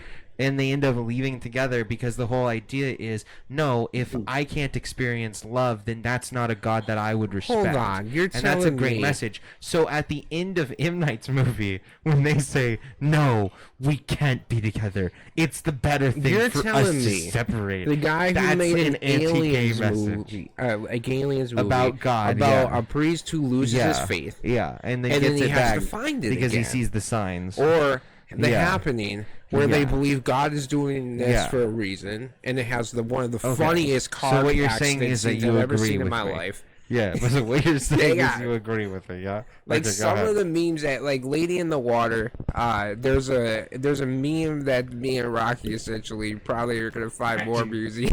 Yeah, Keep you looking can over see the this eye. dude with one large arm just looking at this monster, and then he just Paul Giamatti is like Reggie, and then Reggie, our dog, little Boston Terrier, is right there, and he's basically saying, Reggie, keep looking him in the eyes. And then it's just one of the funniest fucking. And then there's a No, car yeah, scene, yeah, look. car accident scene in The Happening yeah. that I told Rocky he was coming. He's like, that's not Dude, gonna that happen. was one of the best scenes And I've when ever you seen. see the car crash into the tree, Oh, it's so good. It was dude. fucking great. Yeah, I laughed my ass off. Yeah, no, and the Lady in the Water one is basically we have a dog named Reggie. He's a little Boston What's Terrier. the one with He looks. Anna I always Taylor-Joy? call him. Split. But I always call Reggie lopsided because his like face is kind of like crooked. And so what happened is we have this dog, and so the entire movie we're watching it, and it's the most fucking boring piece of shit film. And then we didn't notice that the character at the beginning was named Reggie, and that he had one small arm and one big arm, making him literally lopsided, like I would joke about my dog. And so at the end, there's this moment where it turns out that Reggie is the protector and the guardian. And so what he can do is he has to look in the monster's eyes, and whenever he looks it in the eyes, it can't move. So basically, there's this moment where Paul Giamatti goes, Reggie! Reggie! Keep looking him in the eyes! And then we look down and see our dog Reggie there, and we just fucking lose our shit. We're also like on fucking mushrooms or acid or something, so we're fucking like losing we paused it, lost our shit for like 10 minutes on camera. And the reason it was so funny to me is because like that movie was dog shit. It was terrible. It lost a lot of money. But for me and Jason, that movie was a $2 million budget bit about our dog, and that's what it led up to at the end. I still believe, and so yeah, that's M. the Night only might good just thing actually about that be a movie. comedian on the low. He definitely, the happening has to be Here's a the comedy. Reggie. Here's this Oh is well, what you Reggie can't looks see. like. We'll show it to the people. Okay, well there you go. There's there it is. So yeah, it's M. Night is fucking terrible. Knock at the Cabin, as long, and so listen, I didn't say that he like that you would. I said as long as we all agree that it was an anti-gay statement. Well, Then Peter, I'm did you fine. find it to be an anti-gay statement? Also, I should have led with, and we'll try next future podcast, but all the stuff that I watch that's new releases, I watched at home. I watched Oppenheimer at home. I didn't go pay that fucking thing. I'm not paying these motherfucking studios. I would Absolutely obviously based. talk to me in theaters. Based, but 100% based. yeah, everything else. Watching a Nolan film at home on like camera quality was very interesting. Yeah, no, it is definitely weird. Although there are some good cams out there these days, surprisingly. Yeah, the mix sounded better at home than Tenet did in the theaters, though. So you know. Bass, that's all that matters, dude. Honestly, as long as the audio quality is better than Tenet, I can watch it. Well, no, that was the purpose of Tenet. You weren't supposed to hear what they were saying. Please don't Like say legit. That makes me so sad.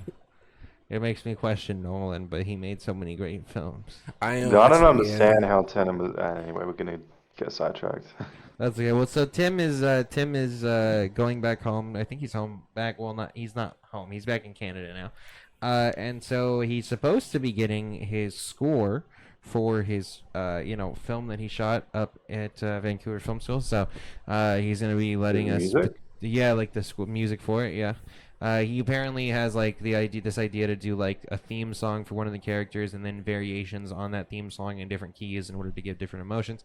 So like it's interesting. He's apparently gonna leak us a little bit. We can't show it down to the people sadly, but he's gonna leak us a little bit of that so we can hear it. And hopefully we can grab him for next week's pods. I think he already said he was down and he's looking to shoot content himself since he doesn't have much left to do during this semester. Oh, we did finish the Idol with Tim. We did finish the Idol with Tim that way. You know what? Actually, we should talk about that with Tim because there was a lot of great things to come from Peter, that. you watched the Idol, right? You gotta watch the Idol, the TV show. Yeah. You gotta watch it. That's gotta be that's your next homework assignment. Yeah, that's the next you have thing. to force yourself to Listen, watch. that's the film club. That's the film club review for next week. You gotta do it. I'm like at such a good point with so much backlog that I'm just like not watching. Like I was about to watch Demeter earlier this morning. I was like, Voyage of Demeter. It was very boring. Well, we didn't I give was it like, a chance. I'll watch it. No, I was like, we I'll watch watched it. but It won't be was boring. good, Yeah. and then I'll just forget about it. But instead, I was like, you know what? I'll just watch The Fly. Like, based. I have so many old films to watch. I don't need to watch like shit. Yeah. I don't need to. I could watch all of Cronenberg, or I could watch 5 episodes of The Idol. Like That's fair. Listen, Yeah. I don't know which I'd choose. I you know what wonder, mean? yeah, like, okay, when you really start to get into, like, if you've done watching Cronenberg and then you finish, David Lynch, because I'm more of a David Lynch fan. I like David Lynch is my personal favorite director of all time. So, and Rocky is more of a Cronenberg person. Dude, I know how. Okay, so real quick, I showed you David Lynch. Yeah. You didn't even like it the first time I showed Listen, it to you. I and then I had to I was in force the you to wrong. watch it again, and then I had to like dive was like, into wait. a 30-minute diatribe. No, I like so this. because It's weird. You like always me. say, no, that's fine.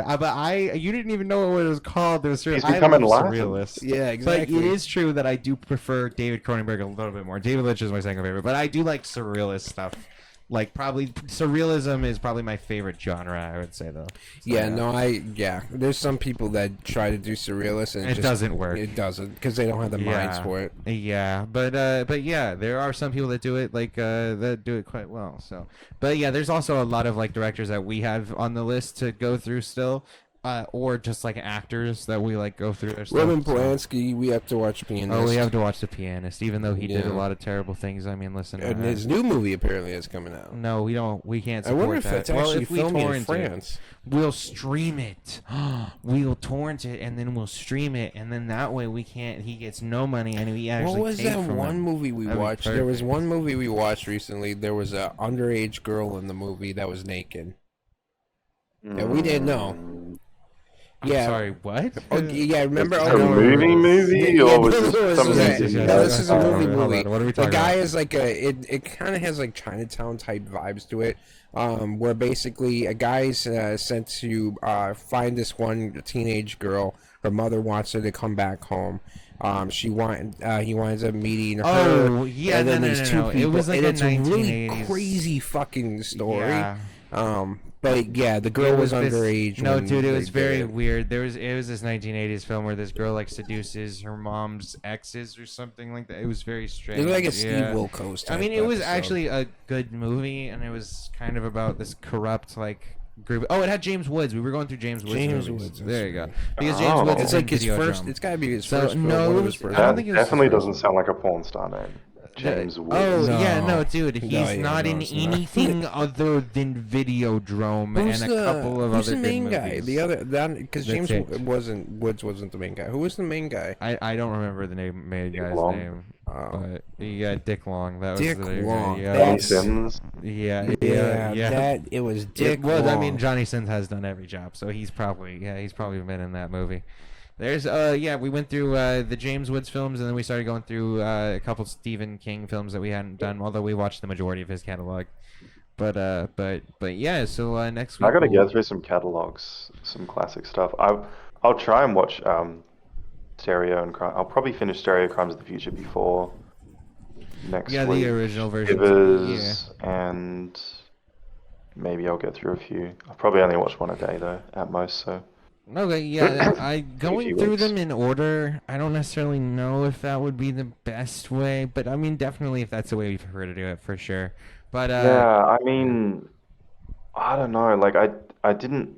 The thing is, I didn't want to look too deep into anything. I figured like going in release order was probably just the most simple. I haven't seen any lists or stuff.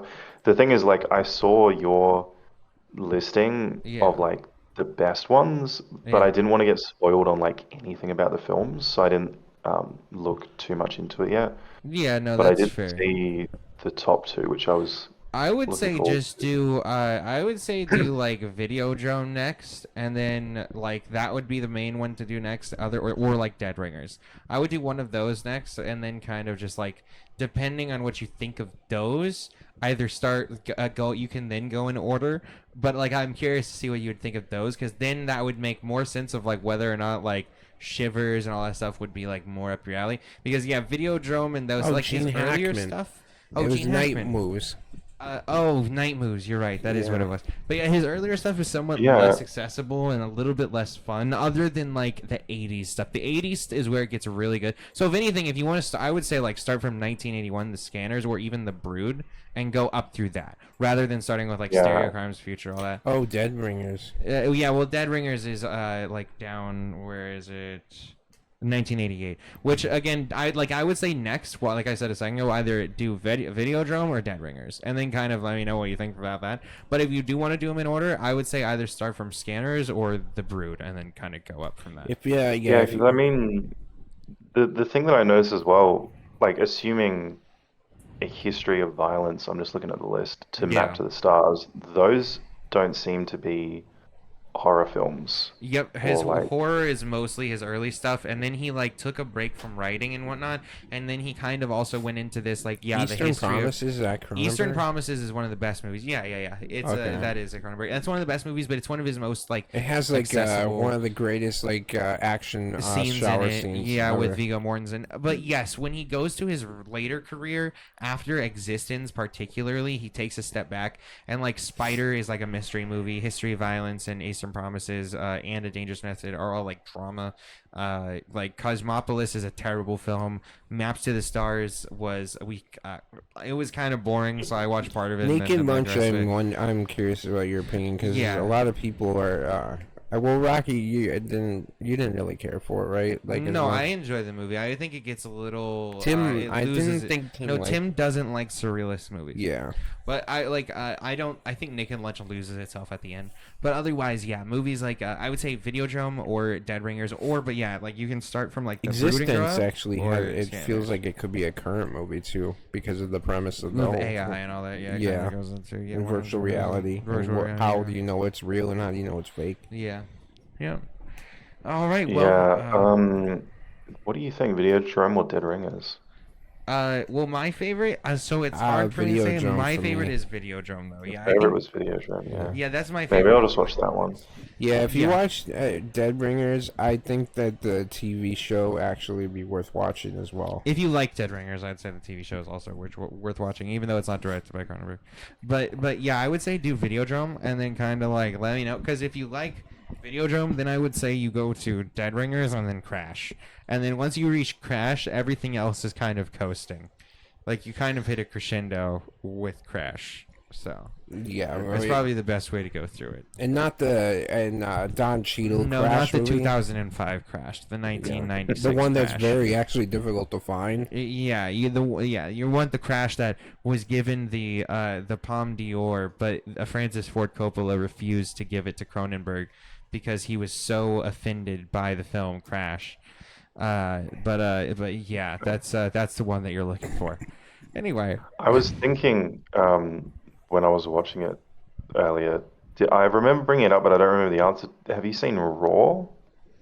Oh, we still gotta watch that movie. We keep forgetting it. Is it? That's the one that's in. That's the only. It's Raw. Is it? Raw? It's similar to the Bones and All. It's like in the same. Bones and All is still one of the most disturbing movies I've ever seen. It's got the most similarities to The Fly in terms of like. Fly is very different to horror films I've seen, but it's the most similar, and it also won a Palme d'Or. So I figured that you guys would maybe like it, although I don't think it's the same. I mean, it's not like the same. Is it all in French? Concept. Is it? I think so. I actually don't remember. Hold on, I think it's all in French though. Yeah. Yeah, that's okay. I've watched Raw. Monday Night Raw. No, that's the wrong Raw. But no, yeah, that's there's a couple of movies that we were going to be watching as well. Bones and All is one that if you Bones ever have time, is good. It's hard to watch. It's very difficult to watch. It's but harder Timothée to Chalamet's perform. Actually, the three main people in that film are some of the greatest acting I've ever seen. Yeah, I would say that one's even harder to watch than like probably Crash for me though. That one was like difficult to watch. Interesting. Yeah, no, like because there is like levels to it where like I would say that Bones and All. When you eat it. No, hey. That's not even necessarily the case of what happens. You have to watch a movie to understand that joke there. But the point of the matter is no. The more issue is like I don't want to give too much away, but there's a lot more over the top shit in Bones and All. And I think, like, actually, you would agree with that because parts of the things that you don't like about Crimes of the Future are shit that they literally do in Bones and All. I just don't. So, yeah. The Crimes of the Future is so forgettable. I passed out twice. No, I think that's because we were also extremely high on benzodiazepines. You know what I mean? That would also make you pass out and lose memory. Future, the movie theater.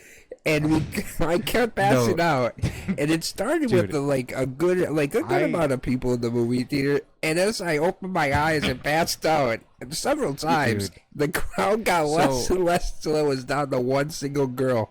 That was it.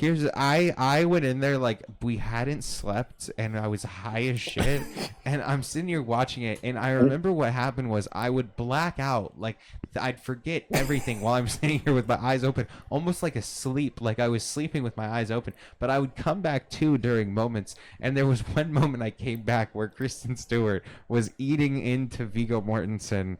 And I literally vomited in my mouth, and then I had to swallow it, and I blacked out again right afterwards. Like, so there's like little moments that I remember. Kudos to whoever that girl there was one girl who was probably a kinky motherfucker that was left in our theater alongside us, and I wanted to like be like, I respect you. Yeah, good for you. You made it through as well. Good job. Know who the real Cronenberg. Now his next movie, Cronenberg's next movie, is supposed to be called The Shrouds or something. And it actually looks a lot better. It's more of like a tame horror film about like this guy who's trying to commune with the dead in order to bring back his wife, but he does it through this really like weird way, and it looks interesting. So we'll see how that goes. But yeah, you'll have to next week let us know what are the ones you watched. So we're not gonna we'll watch Raw, and then if you have any other films to suggest, you can let us know. Other than that, I'm trying to find some more surrealist films to watch so we can review those. We can't as well. find Strays, so no. As much as I want to talk about Strays, I'm not fucking looking for Strays, every day Jason. It's not that you can't find it. It's that we don't want it to be there. I want to see a movie where Jamie Foxx plays a dog and Will Ferrell plays a dog. I have one. Thank you, Peter. No. I have one question, Jason. Even I have if one it's question. The worst fucking Why? Thing, you still see a dog get high on shrooms. Why does that sound pleasant to you? I don't know. There's something about it that just makes me laugh. Okay.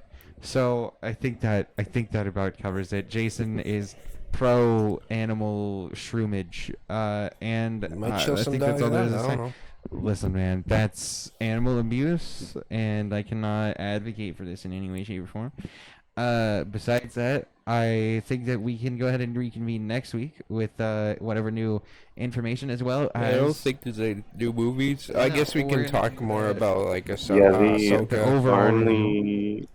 The only things to talk about next week will be hopefully Ahsoka having Thrawn and One Piece comes out. Yep, and then we can go ahead. We have Tim next week anyway. Yep, and then we'll go ahead and we'll next week also rank some of the movies that have come out this year. Yep. And yeah. Oh wait, Starfield comes out Wednesday. And we'll probably talk about Starfield. Surely it's not next Wednesday, is it? Yeah, it's next one. Oh wait, no, it's the week after. It's September. Yeah, you're right. September 6th. Wait, I was not prepared September for next 1st? Was it September 1st on Xbox Live? It was September 5th.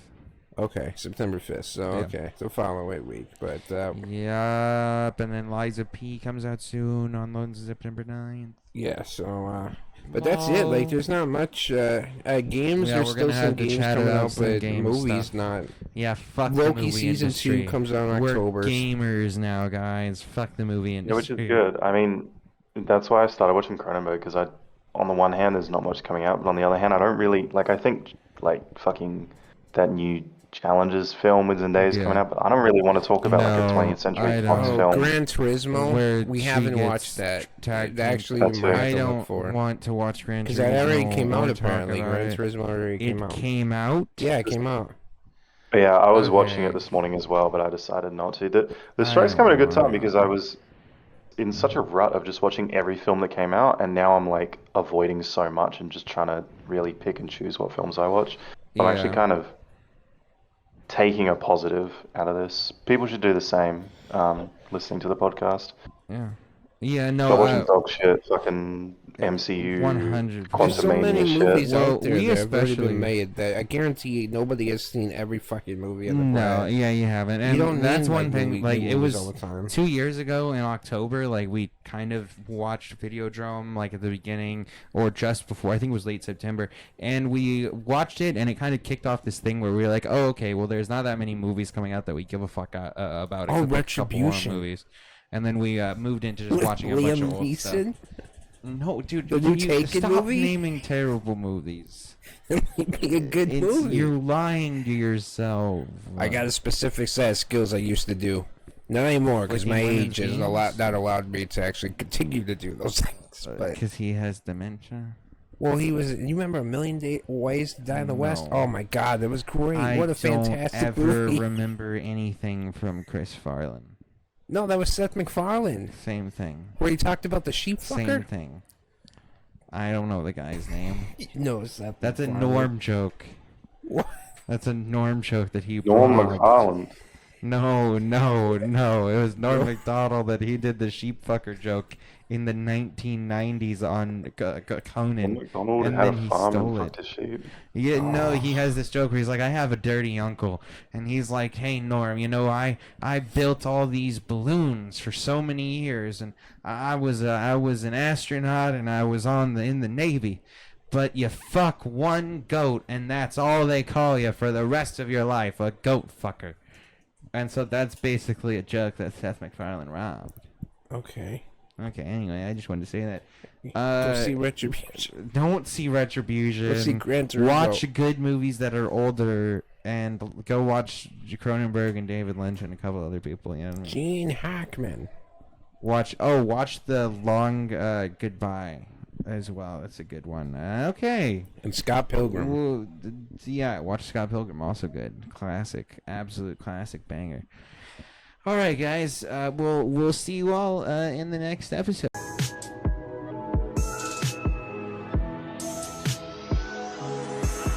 I stay out of my head to the depths of the universe. It's a spell or a chance just to open up a newer curve.